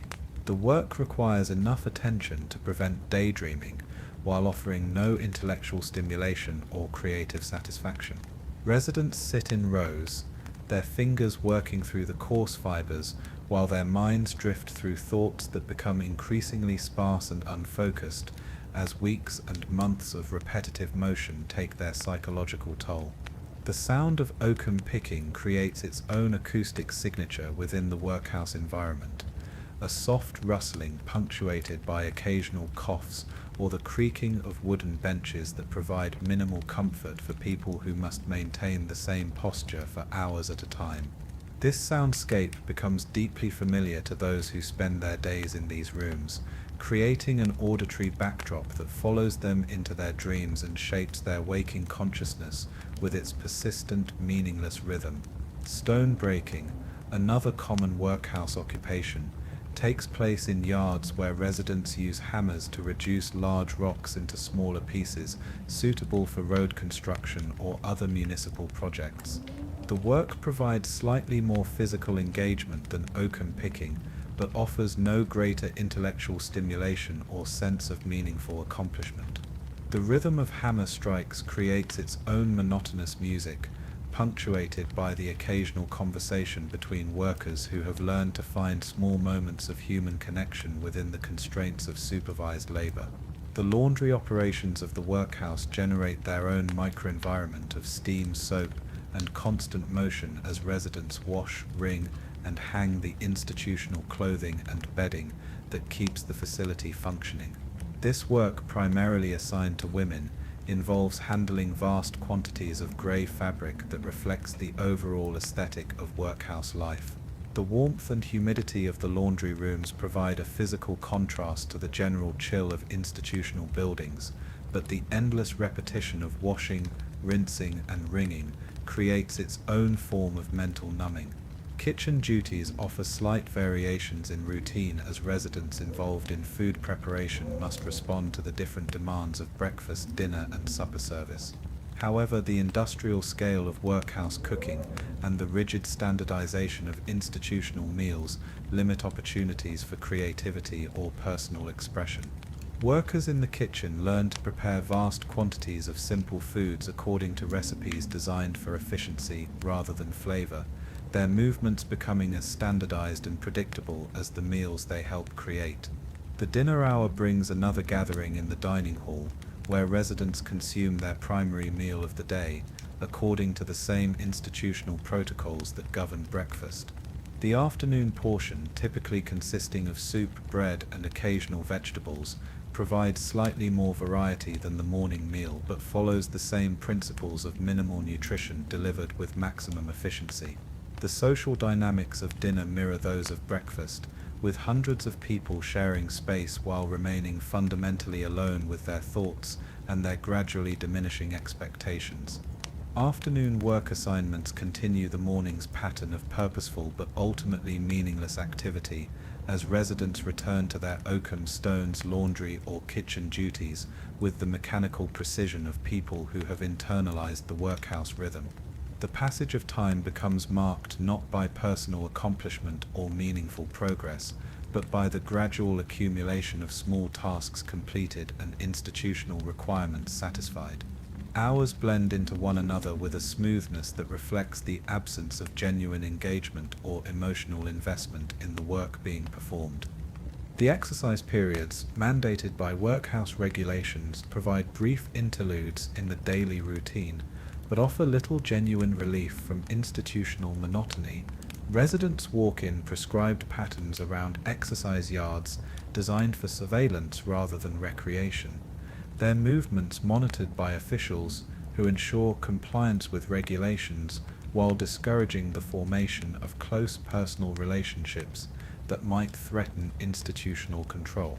These walks become opportunities for quiet conversation and the sharing of small observations about weather, health, or the minor variations in daily routine that take on disproportionate significance in an environment where genuine novelty rarely occurs. Evening brings another regulated meal, followed by a brief period of supervised leisure time during which residents might engage in approved activities such as reading improving literature, attending religious instruction, or participating in educational programs designed to address the moral deficiencies that officials believe contributed to their current circumstances. These activities, while potentially valuable in other contexts, become transformed by institutional oversight into additional forms of compliance and control rather than genuine opportunities for personal growth or intellectual development. The transition to nighttime follows the same regulated pattern as every other aspect of workhouse life, with residents retiring to their dormitories at prescribed hours regardless of individual preferences or natural sleep patterns. The dormitories themselves, with their rows of narrow beds and minimal privacy, create sleeping environments that prioritize efficient use of space over human comfort or dignity. The sounds of hundreds of people settling down for sleep create their own acoustic environment, a mixture of shifting bodies, quiet conversations, and the various breathing patterns of individuals who have learned to find rest within institutional constraints. Sleep in the workhouse carries its own characteristics, shaped by uncomfortable bedding, inadequate heating, and the constant presence of other people in various states of physical and emotional distress. Dreams, when they occur, often reflect the grey monotony of waking life, creating cycles where even unconscious experience becomes colonized by institutional routine. The quality of rest suffers under these conditions, leading to a chronic fatigue that compounds the psychological effects of living without genuine purpose or meaningful human connection. The passage of weeks and months within this routine creates profound changes in consciousness and identity as residents gradually adapt to an existence defined by compliance rather than choice. The sharp edges of individual personality begin to soften under the constant pressure of institutional conformity, creating people who respond to bells and regulations with increasing efficiency while losing touch with their own preferences, desires, and dreams. This psychological transformation occurs so gradually that residents may not notice its progress until they suddenly realize they can no longer remember what it felt like to make independent decisions about how to spend their time. The seasonal variations that mark the passage of time in the outside world penetrate the workhouse environment only in the most muted forms, as institutional routine remains largely unchanged regardless of weather or calendar. Winter brings slightly different clothing and marginally warmer meals, while summer might mean longer periods of daylight during work hours, but the fundamental rhythm of bells, meals, work, and sleep continues with relentless consistency. This disconnection from natural cycles contributes to the sense of existing outside normal time, in a space where days accumulate without meaning or progress toward any meaningful goal. The social relationships that develop within this environment reflect the constraints and pressures of institutional life, as residents form connections based more on proximity and shared suffering than on genuine compatibility or common interest. Friendships, when they occur, must be conducted within the narrow parameters allowed by workhouse regulations, creating bonds that are simultaneously intense and superficial. The constant possibility of separation through transfer, discharge, or death prevents the formation of deep attachments, while the shared experience of institutional life creates understanding that transcends normal social boundaries. The gradual erosion of hope represents perhaps the most insidious aspect of long-term workhouse residence, as the initial expectation of temporary assistance slowly gives way to acceptance of permanent dependence. Residents begin to lose track of the goals and dreams that originally motivated their lives, finding it increasingly difficult to imagine circumstances that might lead to genuine independence or meaningful change. This psychological shift occurs not through dramatic revelation, but through the accumulation of countless small moments of compliance and resignation. The institutional memory of the workhouse preserves the stories of countless individuals who entered with specific histories and identities, but gradually merged into the grey mass of regulated existence. Officials speak of residents in terms of categories and characteristics, rather than names and personalities, creating an administrative language that obscures the human reality of lives suspended in institutional amber. The workhouse records document arrivals and departures, work assignments and disciplinary actions, but capture nothing of the gradual transformation of human beings into institutional components.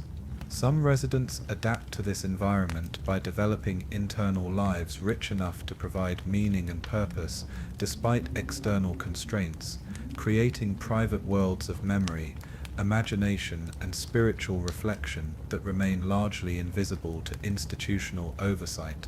Others find small ways to assert individuality through minor acts of creativity, kindness, or resistance that help maintain some connection to their authentic selves. However, the majority gradually settle into patterns of compliance and resignation that make daily life bearable while slowly extinguishing the spark of individual agency and hope. The possibility of discharge from the workhouse remains theoretically available, but becomes increasingly distant as residents lose the skills, connections, and confidence necessary for independent living. The outside world, which once seemed like the natural destination for temporary assistance, begins to appear foreign and threatening to people who have adapted to institutional security and predictability. This psychological dependency ensures that many residents remain within the workhouse system far longer than their original circumstances might have required, trapped not by external barriers, but by their own gradual acceptance of institutional life as their permanent reality. In the quiet hours of evening, when the workhouse settles into its nightly routine, and residents lie in their narrow beds listening to the sounds of collective breathing and shifting bodies, the full weight of this suspended existence becomes apparent. Time passes without progress, days accumulate without meaning, and lives continue without purpose, beyond the simple maintenance of institutional order. Like souls in the mythical Fields of Asphodel, workhouse residents exist in a space between meaningful life and actual death, sustained by routine rather than hope, maintained by regulation rather than love, enduring not because they choose to thrive, but because they have forgotten how to imagine any other way of being. Chapter 7. Tartarus Mense, Where the Damned Go. Victorian Workhouse Sleep Script. Deep within the Victorian workhouse system lies a realm reserved for those who have transgressed against institutional order, a place where the ordinary miseries of regulated poverty give way to something far more deliberate and systematic. This is the domain of punishment and correction, where the workhouse reveals its true nature, not as a refuge for the unfortunate, but as an instrument of social discipline designed to break spirits that refuse to bend willingly to authority. Here in the punishment cells, solitary confinement chambers, and specialized wards for the rebellious, the workhouse shows its capacity for cruelty that extends far beyond mere neglect into active infliction of suffering. The journey to this inner circle of institutional hell begins with acts of resistance that might seem trivial in any other context, but take on enormous significance within the carefully regulated world of the workhouse. Speaking out of turn during meals, refusing to perform assigned labor with sufficient enthusiasm, attempting to communicate with family members in violation of segregation policies, or simply displaying an attitude that officials interpret as insufficiently grateful or compliant can trigger the machinery of institutional punishment. The workhouse system tolerates no challenge to its authority. No matter how small or justified, such challenges might appear to those who make them.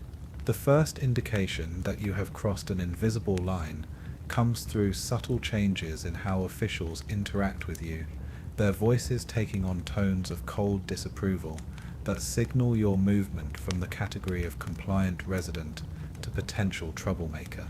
Supervisors begin watching your movements more closely, noting details of your behavior that previously escaped attention, building cases for disciplinary action through the accumulation of minor infractions and perceived attitudes of resistance. This surveillance intensifies gradually, creating an atmosphere of increasing tension as you realize that your every action now carries potential consequences far beyond its apparent significance. The formal process of punishment within the workhouse unfolds with bureaucratic precision that masks the fundamental cruelty of what is about to occur. Officials conduct hearings that maintain the appearance of fairness while operating according to rules that make meaningful defense virtually impossible.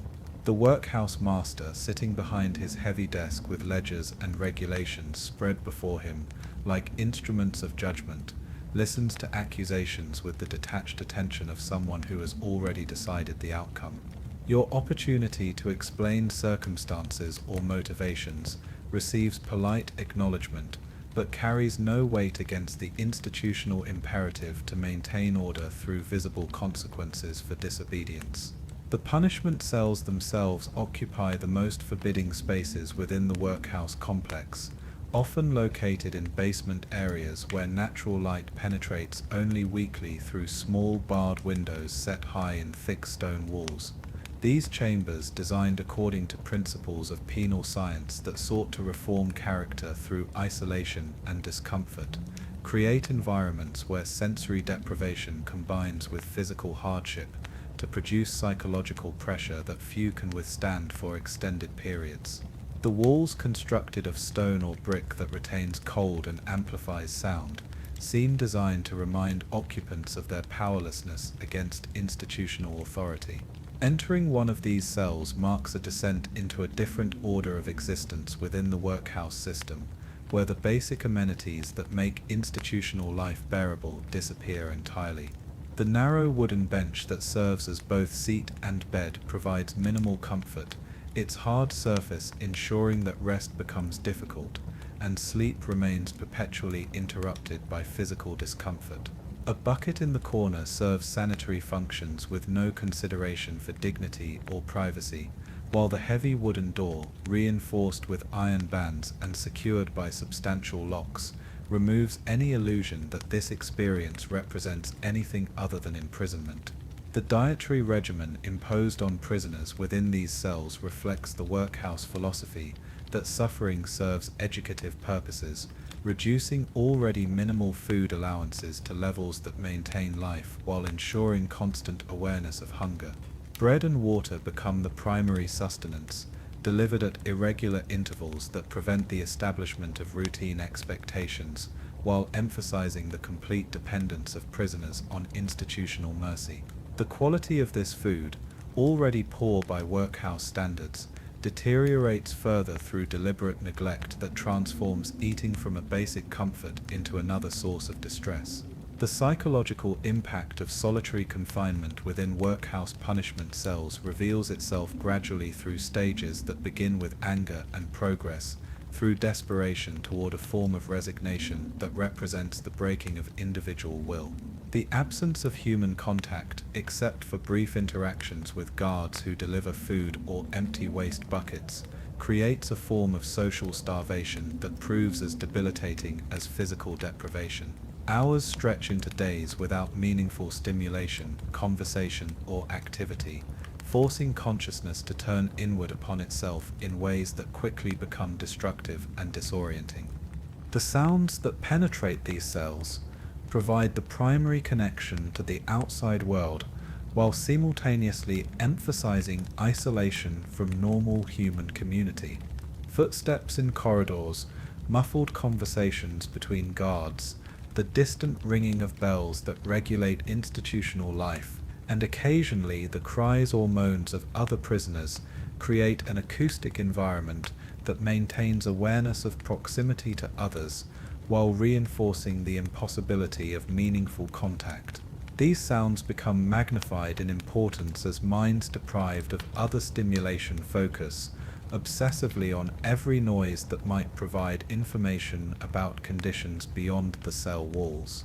The passage of time within punishment cells follows different rhythms than normal institutional life, as the absence of regular activities and social interactions removes the markers that usually structure daily experience.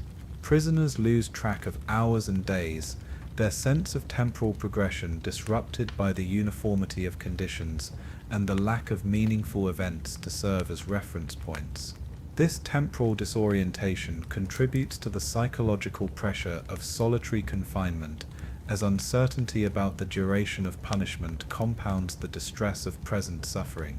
Some prisoners attempt to maintain sanity through mental exercises, reciting prayers or poems, counting items within their cells, or creating imaginary conversations with absent family members or friends.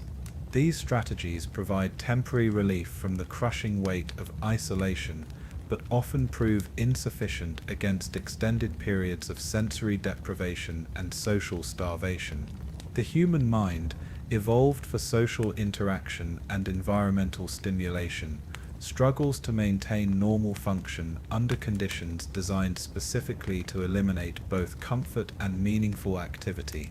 The guards who oversee punishment facilities within the workhouse represent a specialized category of institutional personnel, selected for their ability to maintain order through intimidation, while remaining sufficiently detached from prisoner suffering to perform their duties without emotional interference. These men, often recruited from military backgrounds or previous experience in prisons, bring professional competence to their roles, while maintaining the psychological distance necessary to inflict systematic cruelty on people whose primary offense consists of resistance to institutional authority. The daily routine of punishment cells involves minimal interaction between guards and prisoners, with most contact limited to the delivery of food, removal of waste, and periodic inspections to ensure compliance with cell regulations. Guards speak little during these interactions, their silence serving both practical and psychological purposes by maintaining social isolation, while demonstrating the complete powerlessness of prisoners to engage in normal human relationships. This enforced silence creates an additional layer of punishment that extends beyond physical discomfort into the realm of social and emotional deprivation. Medical attention within punishment facilities follows protocols designed to maintain life, while avoiding any appearance of comfort or privilege that might undermine the disciplinary purpose of solitary confinement. The workhouse doctor, when he visits punishment cells at all, conducts brief examinations focused on identifying conditions that might threaten survival, rather than addressing suffering that remains within acceptable limits of institutional cruelty. Prisoners learn that complaints about pain, illness, or psychological distress receive minimal attention unless they reach levels that might result in death or permanent disability. The release from punishment cells occurs according to schedules determined by officials rather than by evidence of reformation or genuine repentance, as the workhouse system operates on the assumption that specific periods of suffering will produce desired changes in attitude and behavior. Prisoners emerge from solitary confinement with experiences that mark them permanently within the institutional community, their time in punishment cells becoming part of their identity that influences how other residents and officials treat them in subsequent interactions. The reintegration process following punishment cell confinement presents its own challenges, as former prisoners must readjust to social interaction, regular activities, and the relative comfort of normal workhouse conditions. Many find that their tolerance for institutional routine has paradoxically increased through exposure to conditions so much worse that ordinary workhouse life appears luxurious by comparison. This psychological shift serves the institutional purpose of making residents more grateful for basic amenities while demonstrating the consequences of resistance to authority. The stories that circulate among workhouse residents about punishment cells serve important functions in maintaining institutional order through the cultivation of fear and compliance. Accounts of suffering endured in solitary confinement, whether accurate or exaggerated, create powerful incentives for conformity among residents who witness the consequences of challenging authority. These narratives become part of workhouse folklore, transmitted through whispered conversations and meaningful glances that communicate the boundaries of acceptable behavior without direct instruction from officials. The long-term psychological effects of punishment cell confinement extend far beyond the immediate experience of isolation and deprivation creating trauma that influences behavior and personality for months or years following release. Former prisoners often display heightened sensitivity to enclosed spaces, exaggerated compliance with authority figures, and difficulty maintaining normal social relationships, even within the limited possibilities offered by workhouse life. These changes serve institutional purposes by creating examples of successful discipline, while simultaneously marking individuals as forever changed by their encounter with institutional punishment. The architectural design of punishment facilities within workhouse complexes reflects deliberate choices about the relationship between physical environment and psychological pressure, with features calculated to maximize discomfort while maintaining minimal standards necessary to prevent death or permanent injury. Cell dimensions, ventilation systems, lighting arrangements, and structural materials all contribute to environments that systematically deprive occupants of comfort, privacy, and sensory stimulation, while ensuring their survival to experience the full duration of assigned punishment.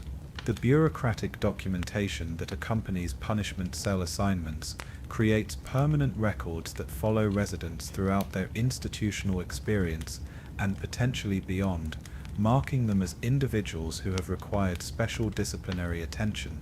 These records influence future treatment within the workhouse system, affecting work assignments, privileges, and consideration for discharge, while creating institutional memories that persist long after specific infractions have been forgotten by everyone except the administrative system. The broader social context that supports and justifies workhouse punishment systems reflects Victorian beliefs about the relationship between suffering and moral improvement, with institutional cruelty rationalized as necessary medicine for souls corrupted by poverty and moral weakness. Officials and supporters of the workhouse system genuinely believe that systematic infliction of hardship serves beneficial purposes, transforming what might otherwise appear as simple cruelty into righteous discipline designed to save souls through the purification of suffering. The families of those subjected to workhouse punishment face their own forms of anguish as they lose contact with relatives who disappear into institutional depths without communication or explanation. The workhouse system provides no mechanism for families to receive information about the welfare of prisoners in solitary confinement, creating additional suffering that extends punishment beyond its immediate targets to encompass entire networks of relationships and emotional connections. The medical consequences of extended solitary confinement manifest in both physical and psychological symptoms that workhouse officials either ignore or treat as acceptable costs of maintaining institutional discipline. Prisoners emerge from cells with weakened constitutions, damaged vision from inadequate lighting, respiratory problems from poor ventilation, and psychological trauma that may never fully heal. These health consequences become part of the price paid for challenging workhouse authority, serving as additional deterrents to future resistance, while demonstrating the system's willingness to inflict permanent damage in service of maintaining order. As night falls over the workhouse complex and the sounds of institutional life gradually quiet into the regulated silence of supervised sleep, the punishment cells remain occupied by individuals whose offense against authority has earned them this special attention. In these spaces where darkness seems deeper and silence more complete than anywhere else within the institutional environment, human beings endure experiences designed to break their will and reshape their understanding of their place within the social order. Like the mythical figures condemned to eternal punishment in the depths of Tartarus, these prisoners face suffering that seems to stretch beyond all reasonable proportion to their offenses, trapped in cycles of institutional cruelty that serve purposes far removed from justice, mercy, or genuine moral instruction. Chapter 8. The Elysian Fields Victorian Workhouse Sleep Script. Within the rigid hierarchy of the Victorian workhouse system, there existed spaces and positions that seemed to offer glimpses of something approaching comfort, dignity, or even modest privilege. These were the roles reserved for a select few who had proven themselves invaluable to institutional operations, demonstrated exceptional compliance with workhouse regulations, or possessed skills that elevated them above the general population of residents. Like the mythical Elysian fields where favored souls enjoyed eternal comfort, these positions within the workhouse created small islands of relative comfort within an ocean of institutional hardship. The workhouse schoolmaster occupied one of these elevated positions, enjoying quarters that provided privacy and basic comforts unknown to ordinary residents. His rooms, typically located near the children's dormitories, but separate from the general population areas, included furnishings that suggested respectability rather than mere survival. A wooden desk for lesson planning and record keeping, bookshelves containing educational materials and improving literature, a comfortable chair for evening reading, and sleeping arrangements that offered solitude and adequate bedding, created an environment that spoke of professional dignity rather than institutional charity. The schoolmaster's daily routine differed markedly from that of ordinary workhouse residents, beginning with meals taken in relative privacy rather than in the communal dining halls where hundreds gathered for regulated feeding. His breakfast might include items rarely seen by general residents, perhaps eggs or meat in addition to the standard porridge and bread, reflecting both his elevated status and the institution's recognition that intellectual work required better nutrition than manual labor. The quality of his clothing, while still institutional in nature, showed better tailoring and materials that maintained appearance appropriate to his educational role. The children under the schoolmaster's care experienced workhouse life through a lens that differed significantly from that of adult residents, though their relative privilege remained bounded by institutional limitations and the fundamental reality of their dependent status. The schoolroom itself represented one of the few spaces within the workhouse designed for purposes other than basic survival or utilitarian labor, equipped with desks, blackboards, and educational materials that suggested investment in future possibilities rather than mere maintenance of present existence. The curriculum offered to workhouse children reflected Victorian beliefs about social mobility and the proper education of the poor, emphasizing basic literacy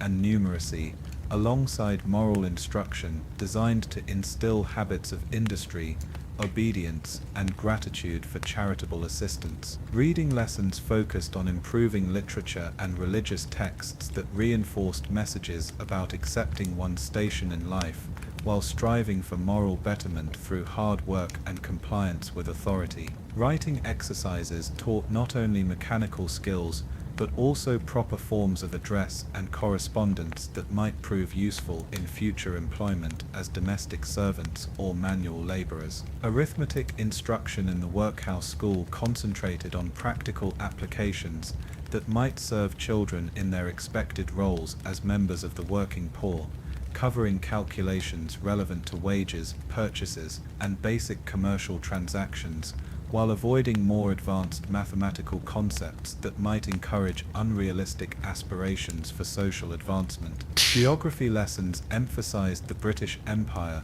and local areas where employment opportunities might exist, while history instruction focused on moral exemplars and cautionary tales that reinforced established social hierarchies and the dangers of challenging accepted order.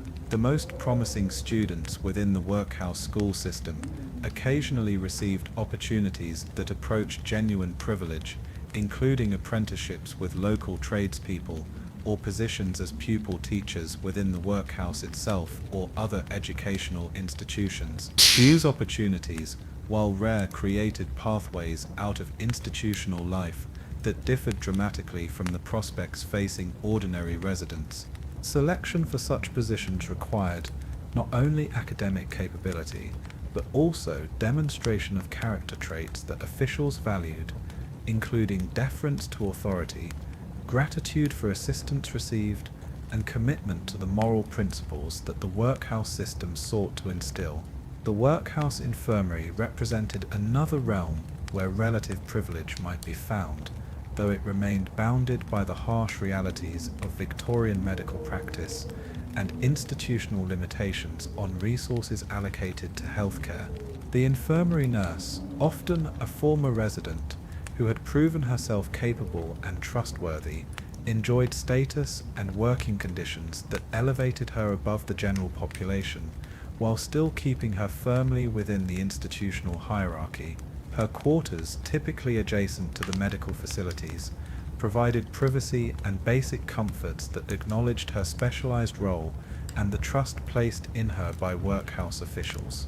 Patients within the workhouse infirmary experienced a form of institutional life that differed markedly from the general population's routine, though their privilege came at the cost of illness or injury that brought its own forms of suffering. The infirmary diet included foods rarely available to healthy residents, such as broth, milk, and occasional luxuries like sugar or tea, reflecting medical theories about the nutritional needs of the sick and the healing properties of foods normally considered too expensive for institutional provision. The infirmary environment itself represented one of the few spaces within the workhouse designed with human comfort as a consideration, though still within strict institutional parameters. Beds with adequate bedding, heating that maintained therapeutic temperatures, and windows that allowed natural light and fresh air created conditions that approached those of respectable households rather than institutional dormitories. Patients recovering from illness or injury might spend weeks or months in these relatively comfortable surroundings, experiencing a form of workhouse life that seemed almost luxurious compared to the standard accommodations provided to the general population. The workhouse chapel and the position of chaplain created another sphere where institutional life took on different characteristics, shaped by religious rather than purely administrative considerations. The chaplain, whether a permanent resident of the workhouse or a visiting clergyman from the local parish, enjoyed respect and deference that elevated him above ordinary institutional relationships. His interactions with residents occurred within the context of spiritual guidance rather than administrative control, creating opportunities for conversations and counseling that might address individual concerns rather than merely enforcing institutional compliance. The chapel itself represented one of the few spaces within the workhouse designed to inspire rather than merely contain, with architectural features that suggested transcendence rather than confinement. Stained glass windows, wooden pews arranged for communal worship rather than surveillance, and altar furnishings that spoke of sacred purposes created an environment where residents might experience moments of dignity and spiritual elevation that contrasted sharply with the utilitarian character of most institutional spaces. Religious services provided structure to workhouse life that differed from the rhythms of work and meals, offering opportunities for communal experience that transcended the usual categories of institutional classification. During worship, the rigid segregation that normally separated men from women, able-bodied from infirm, children from adults, might be relaxed to allow for shared participation in hymn singing, prayer, and religious instruction.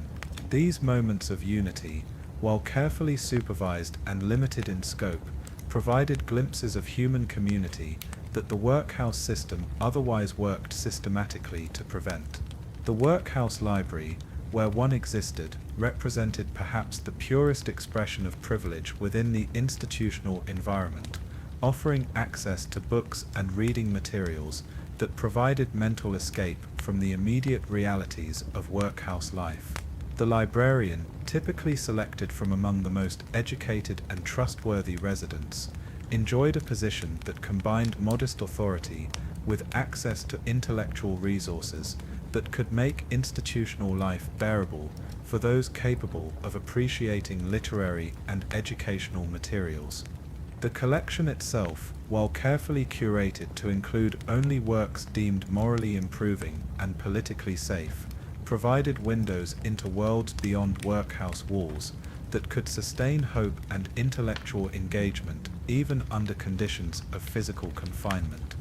Religious works, moral tales, educational texts, and selected literature created opportunities for mental travel that no amount of institutional control could completely suppress.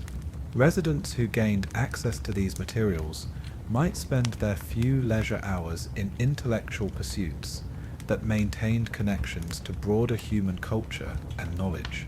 Reading privileges within the workhouse carried their own special character, as access to books became a form of currency that could be earned through good behavior and lost through infractions against institutional rules.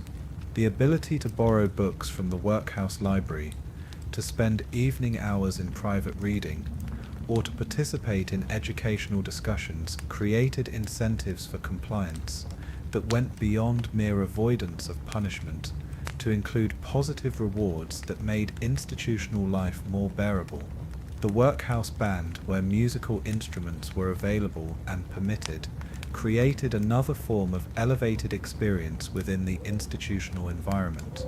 Musicians among the residents might find their skills valued and their talents employed in providing entertainment for religious services, special occasions, or the modest recreational activities that institutional regulations allowed. The practice and performance of music offered opportunities for creative expression and emotional release that contrasted sharply with the mechanical repetition that characterized most workhouse activities. Musical performances within the workhouse created moments of beauty and transcendence that could temporarily transform the institutional atmosphere, offering residents experiences of aesthetic pleasure that reminded them of their humanity, despite the system's efforts to reduce them to administrative categories. The sound of voices raised in harmony, instruments played with skill and feeling, or simple melodies that evoked memories of better times could penetrate the psychological numbness that institutional life typically produced. The workhouse garden, maintained by residents with horticultural knowledge and overseen by officials who recognized the practical and moral benefits of agricultural labor, represented another sphere where institutional life took on different characteristics. Working with soil, seeds, and growing plants provided connections to natural processes that contrasted with the artificial rhythms of institutional routine, offering opportunities for quiet satisfaction and modest pride in productive accomplishment. The garden produced vegetables that supplemented institutional meals while providing gardeners with work that felt meaningful rather than merely disciplinary. The cycle of planting, tending, and harvesting created natural rhythms that existed independently of bells and regulations, offering psychological relief from the complete dependence on institutional authority that characterized most aspects of workhouse life. Gardeners might enjoy small privileges such as access to fresh vegetables, opportunities to work outdoors in pleasant weather, and the satisfaction of seeing tangible results from their labor. The seasonal nature of garden work provided variety and anticipation that made time passage more bearable, as gardeners could look forward to spring planting, summer growth, and autumn harvest with genuine enthusiasm rather than mere resignation to institutional routine. The knowledge required for successful gardening created opportunities for teaching and learning that occurred through natural mentorship rather than formal instruction, fostering relationships that approached normal human interaction despite institutional constraints. The workhouse bakery, kitchen, and food preparation areas created their own hierarchy of privilege based on proximity to better nutrition and the trust required for handling food that would feed the entire institutional population. Workers in these areas might enjoy access to foods normally reserved for officials or special occasions, opportunities to exercise creativity within narrow bounds, and the satisfaction of providing essential services that were genuinely appreciated by fellow residents. The head cook, often a position of considerable authority within the workhouse hierarchy, enjoyed status that combined practical responsibility with modest privilege, including better living quarters, superior clothing, and access to ingredients and cooking techniques that could make institutional meals marginally more palatable. The kitchen staff worked under conditions that provided warmth, variety, and social interaction that contrasted favorably with the isolation and monotony experienced by residents assigned to other forms of institutional labor. Yet, even within these relatively privileged positions and comfortable spaces, the fundamental reality of institutional control remained inescapable. The schoolmaster, nurse, chaplain, and other elevated residents continued to exist at the pleasure of workhouse officials, their comfortable circumstances dependent on continued compliance with institutional expectations and vulnerable to withdrawal without appeal or explanation. Their elevation above the general population created its own forms of isolation and pressure, as they became visible symbols of institutional benevolence while remaining fundamentally powerless to challenge the system that provided their modest privileges. The psychological complexity of these privileged positions within the workhouse system created internal conflicts for those who occupied them, as gratitude for relative comfort competed with awareness of the suffering that surrounded them. The schoolmaster teaching children who might never escape institutional dependence, the nurse caring for patients whose illnesses reflected years of institutional neglect, the chaplain offering spiritual comfort to people trapped in circumstances that seemed to deny divine benevolence, all faced daily reminders that their own comfort existed within a system designed to break human spirits through systematic deprivation. The temporary nature of many privileges within the workhouse system added another layer of psychological complexity, as residents who enjoyed elevated status remained constantly aware that their circumstances could change without warning. Illness might remove a skilled worker from a preferred position. Behavioral infractions could result in demotion to general population status, or simple administrative decisions could eliminate positions that had seemed secure. This uncertainty created its own form of psychological pressure that tainted even genuine privileges with anxiety about their continuation. As evening settles over the workhouse complex and the various residents retreat to their assigned quarters, the differences in accommodation become most apparent.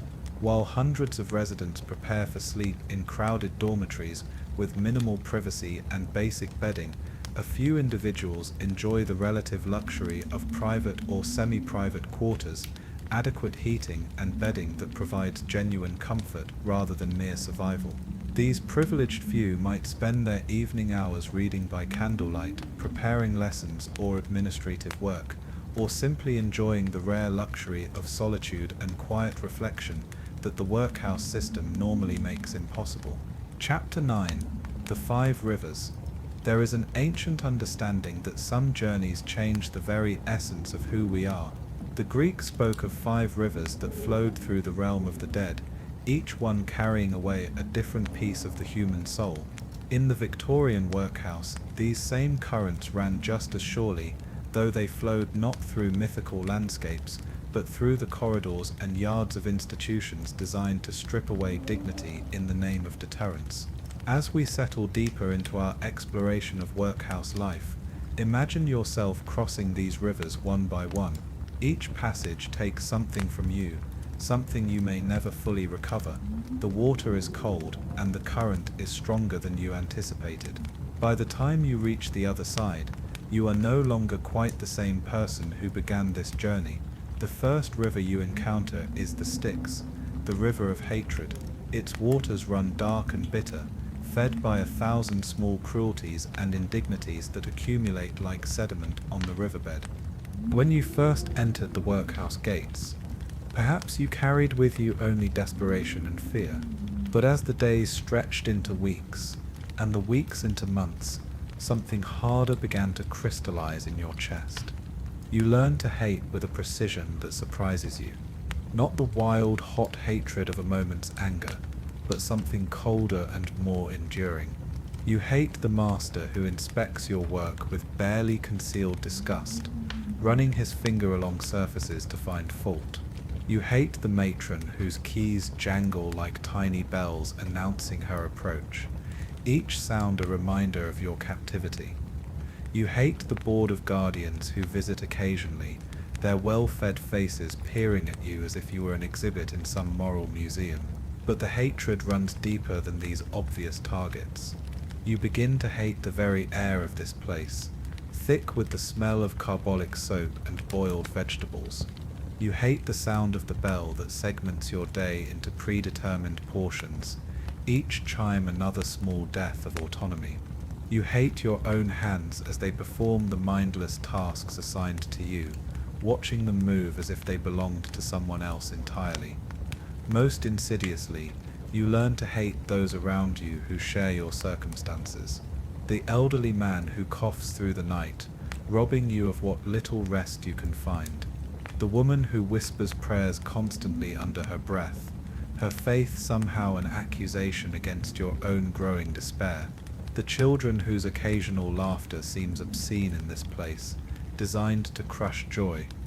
You hate them not because they have wronged you, but because they reflect back your own powerlessness, your own diminishment. This hatred becomes a kind of fuel burning steadily in your chest.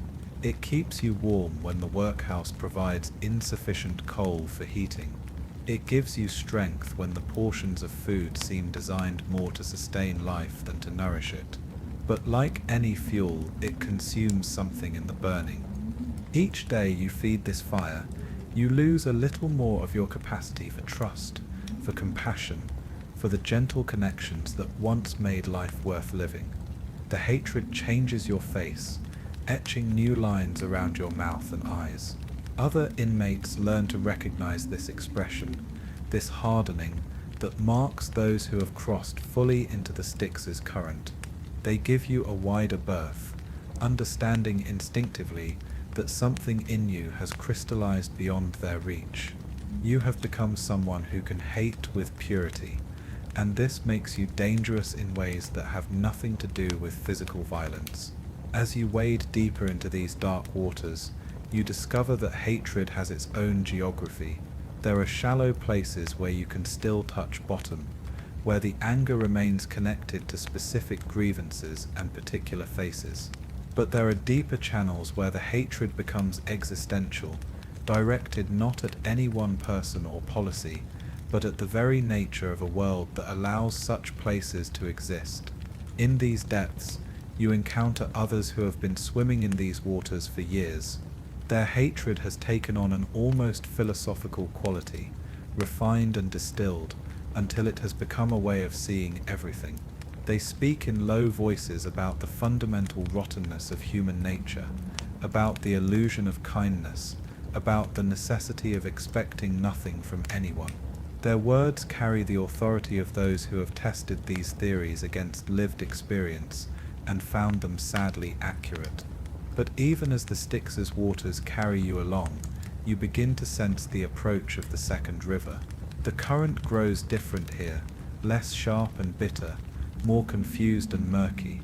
You are entering the waters of Lethe, the river of forgetfulness, and its touch brings a different kind of dissolution. At first, this forgetting seems almost merciful. The sharp edges of your hatred begin to blur. The specific faces of those who wronged you grow indistinct.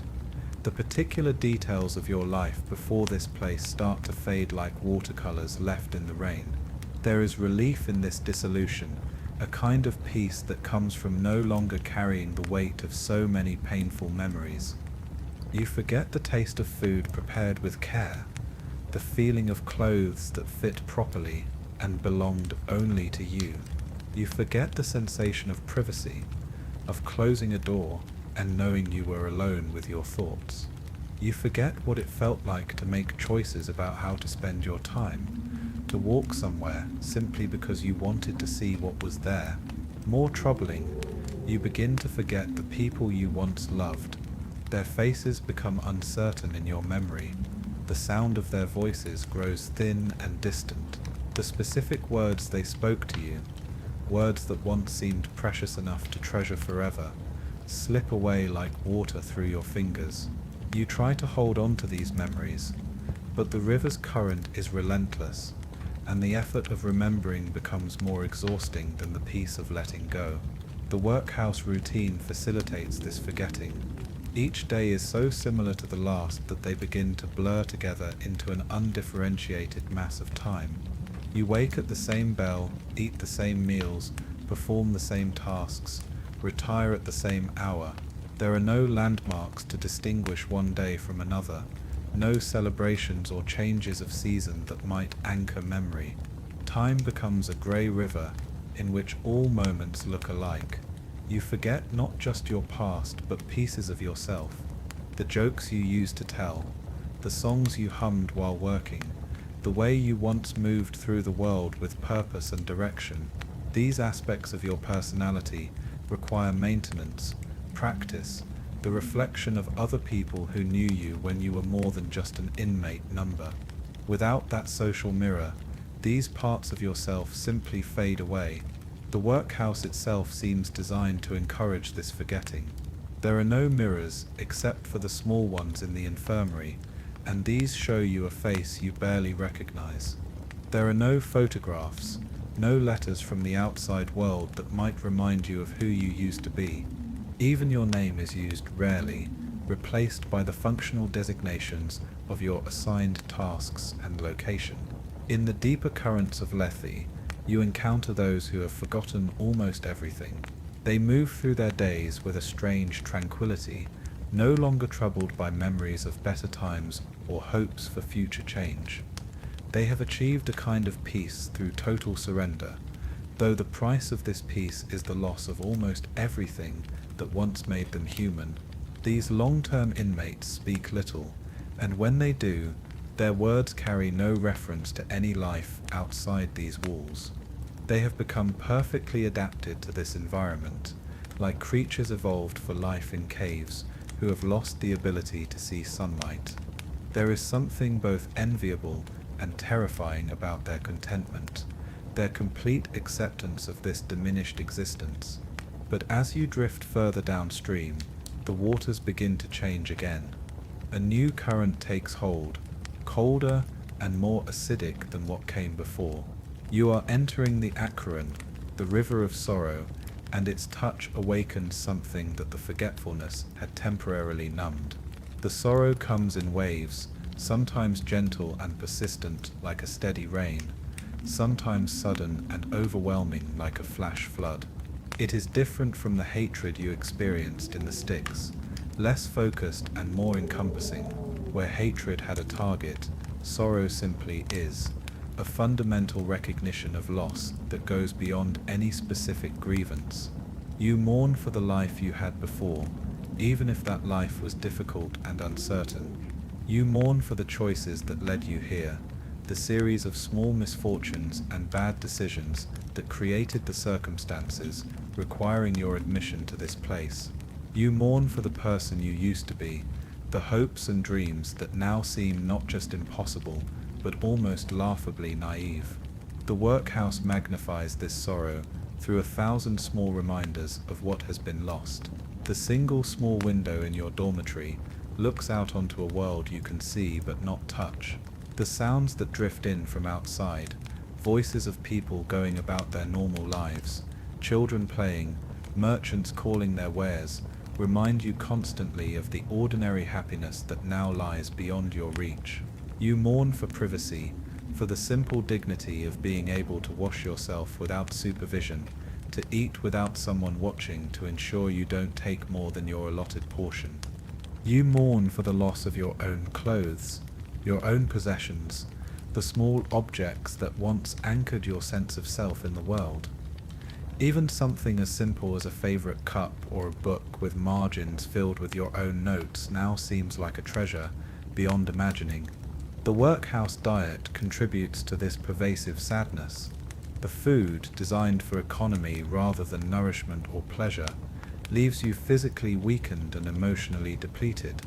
Your body craves not just more food, but different food. The flavors and textures that once provided comfort and connection to culture, to family traditions, to happier times.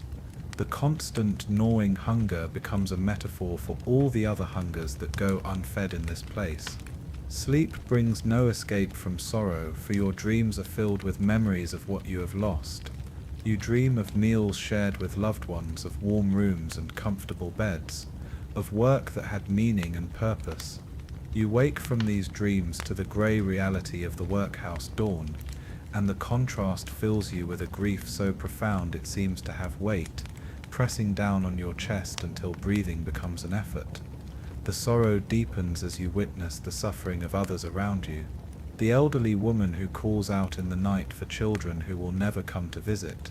The man whose hands shake so badly he can barely perform his assigned tasks, knowing that his weakness makes him a burden. The workhouse tolerates only reluctantly. The children who have never known any other life, whose laughter has already begun to take on a hollow quality that speaks of hope deferred too long.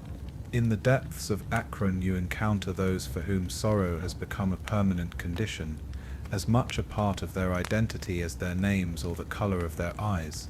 They carry their grief with a dignity that is both beautiful and heartbreaking, having learned to find meaning in loss itself.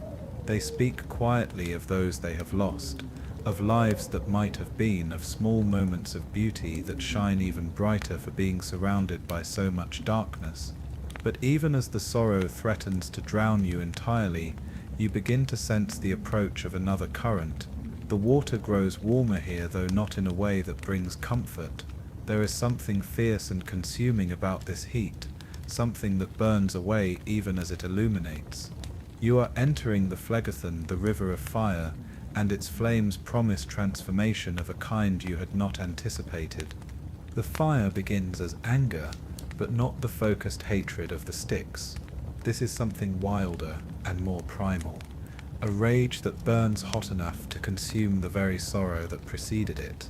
It is the anger of recognition, the fury that comes from finally understanding the full scope of what has been done to you and to others like you. You begin to see the workhouse system not as a natural disaster or unavoidable tragedy, but as a deliberate creation designed by people who had other choices available to them. The architecture of suffering that surrounds you was planned, debated, refined, and implemented by individuals who never expected to experience its effects themselves. This recognition ignites something in you that burns brighter than the coal fires that provide the workhouse's inadequate heating. The fire spreads as you begin to understand the economic and social forces that create and maintain places like this. You see how your suffering serves a purpose for those outside these walls, how the deliberate harshness of workhouse life is meant to terrorize the working poor into accepting any conditions, any wages, rather than risk ending up here themselves. Your pain has been weaponized, turned into a tool for social control, and this understanding feeds the flames that grow ever higher within you. This fire consumes the forgetting that the Lethe had imposed. Memories return with startling clarity, but now they burn with new meaning. You remember every small kindness you were denied, every moment of dignity that was stripped away, every time you were made to feel grateful for receiving less than what any human being deserves. These memories feed the flames until they burn so bright they illuminate not just your own experience, but the experiences of everyone around you. The fire reveals the absurdity of the moral framework that justifies this system. You see clearly now how the language of charity and Christian duty has been twisted to legitimize cruelty. You understand how the fiction of your own moral failing has been used to mask the moral failing of a society that creates poverty and then punishes the poor for existing. The hypocrisy burns away like kindling, leaving only the stark truth of power and its exercise. In the heart of the Phlegethon, you encounter others whose fire burns as brightly as your own. These are the ones who have moved beyond individual grievance to a systematic understanding of injustice. They speak in voices that crackle with righteous fury, not just about their own circumstances, but about the entire edifice of suffering that has been constructed to maintain the comfort of others. But fire, even righteous fire, cannot burn forever at such intensity. The human spirit has its limits, and the fuel of anger, however justified, can eventually be exhausted. As you travel deeper into these burning waters, you begin to feel the flames consuming not just the illusions that once comforted you, but parts of yourself that you had hoped to preserve. The fire burns away your capacity for surprise, for shock, for the innocent assumption that people generally mean well, even when they cause harm. It burns away your faith in the possibility of reform, your belief that appealing to conscience or reason might change anything fundamental about systems designed to produce exactly the outcomes you are experiencing. Most frighteningly, the fire begins to burn away your empathy, your ability to imagine that those who maintain this system might themselves be trapped by forces larger than their individual choices. The flames reveal only enemies and accomplices, those who inflict suffering and those who enable it. The nuanced understanding of human motivation that once allowed you to forgive and to hope is consumed in the conflagration of clarity. As the fire reaches its peak intensity, you begin to hear something new carried on the heated air. It is a sound that seems to come from everywhere and nowhere, a keening wail that rises and falls like wind through broken windows. You are approaching the final river, the Cocytus, the river of wailing, and its voice calls to something deep within you that has been building pressure like steam in a closed vessel. The wailing begins in your throat as a sound you don't recognize, something that seems to come from a part of you that existed before language, before thought, before the civilized pretense that suffering can be borne in silence. It is the sound of every loss you have ever experienced, every disappointment, every moment when the world revealed itself to be harder and crueler than you had imagined possible. But this is not just your voice joining the chorus. The wailing carries the voices of everyone who has ever passed through these waters, everyone who has been broken down by systems designed to strip away human dignity in the name of efficiency or morality or economic necessity. It is the collective cry of all those who have discovered that the world contains more suffering than they had ever believed possible. The sound carries stories without words, the experiences of those who came before you and those who will come after. You hear in the wailing the voices of children separated from their parents, of elderly people dying alone and forgotten, of strong men and women reduced to begging for the basic necessities of life. The sound contains multitudes, a symphony of loss that spans generations. In the depths of Cocytus, the wailing becomes a form of communication, a language that transcends individual experience to express universal truths about suffering and endurance. Those who have learned to speak this language can recognize each other instantly, understanding without explanation the territories of loss each has traveled. The river of wailing strips away the last pretenses, the final attempts to maintain dignity through silence or stoicism. Here the full scope of what has been lost can finally be acknowledged and mourned. The wailing gives voice to griefs too deep for ordinary expression, sorrows too encompassing for conventional language. But even in this final dissolution, something remains. The voice that wails is still your voice, changed and deepened by its journey through these waters, but recognizably yours. The capacity to feel such profound loss, to mourn so completely, is itself a form of humanity that no system can fully destroy. The wailing becomes not just an expression of defeat, but a declaration of the value of what has been lost. As you emerge from these 5 rivers, you are no longer the person who entered the workhouse gates. Each current has taken something from you, changed something essential about how you move through the world. The hatred has hardened you, the forgetfulness has disconnected you, the sorrow has deepened you, the fire has illuminated you, and the wailing has given you a voice for truths too profound for ordinary speech. Yet something persists through all these transformations, some irreducible core that remains recognizably human despite all attempts to strip it away.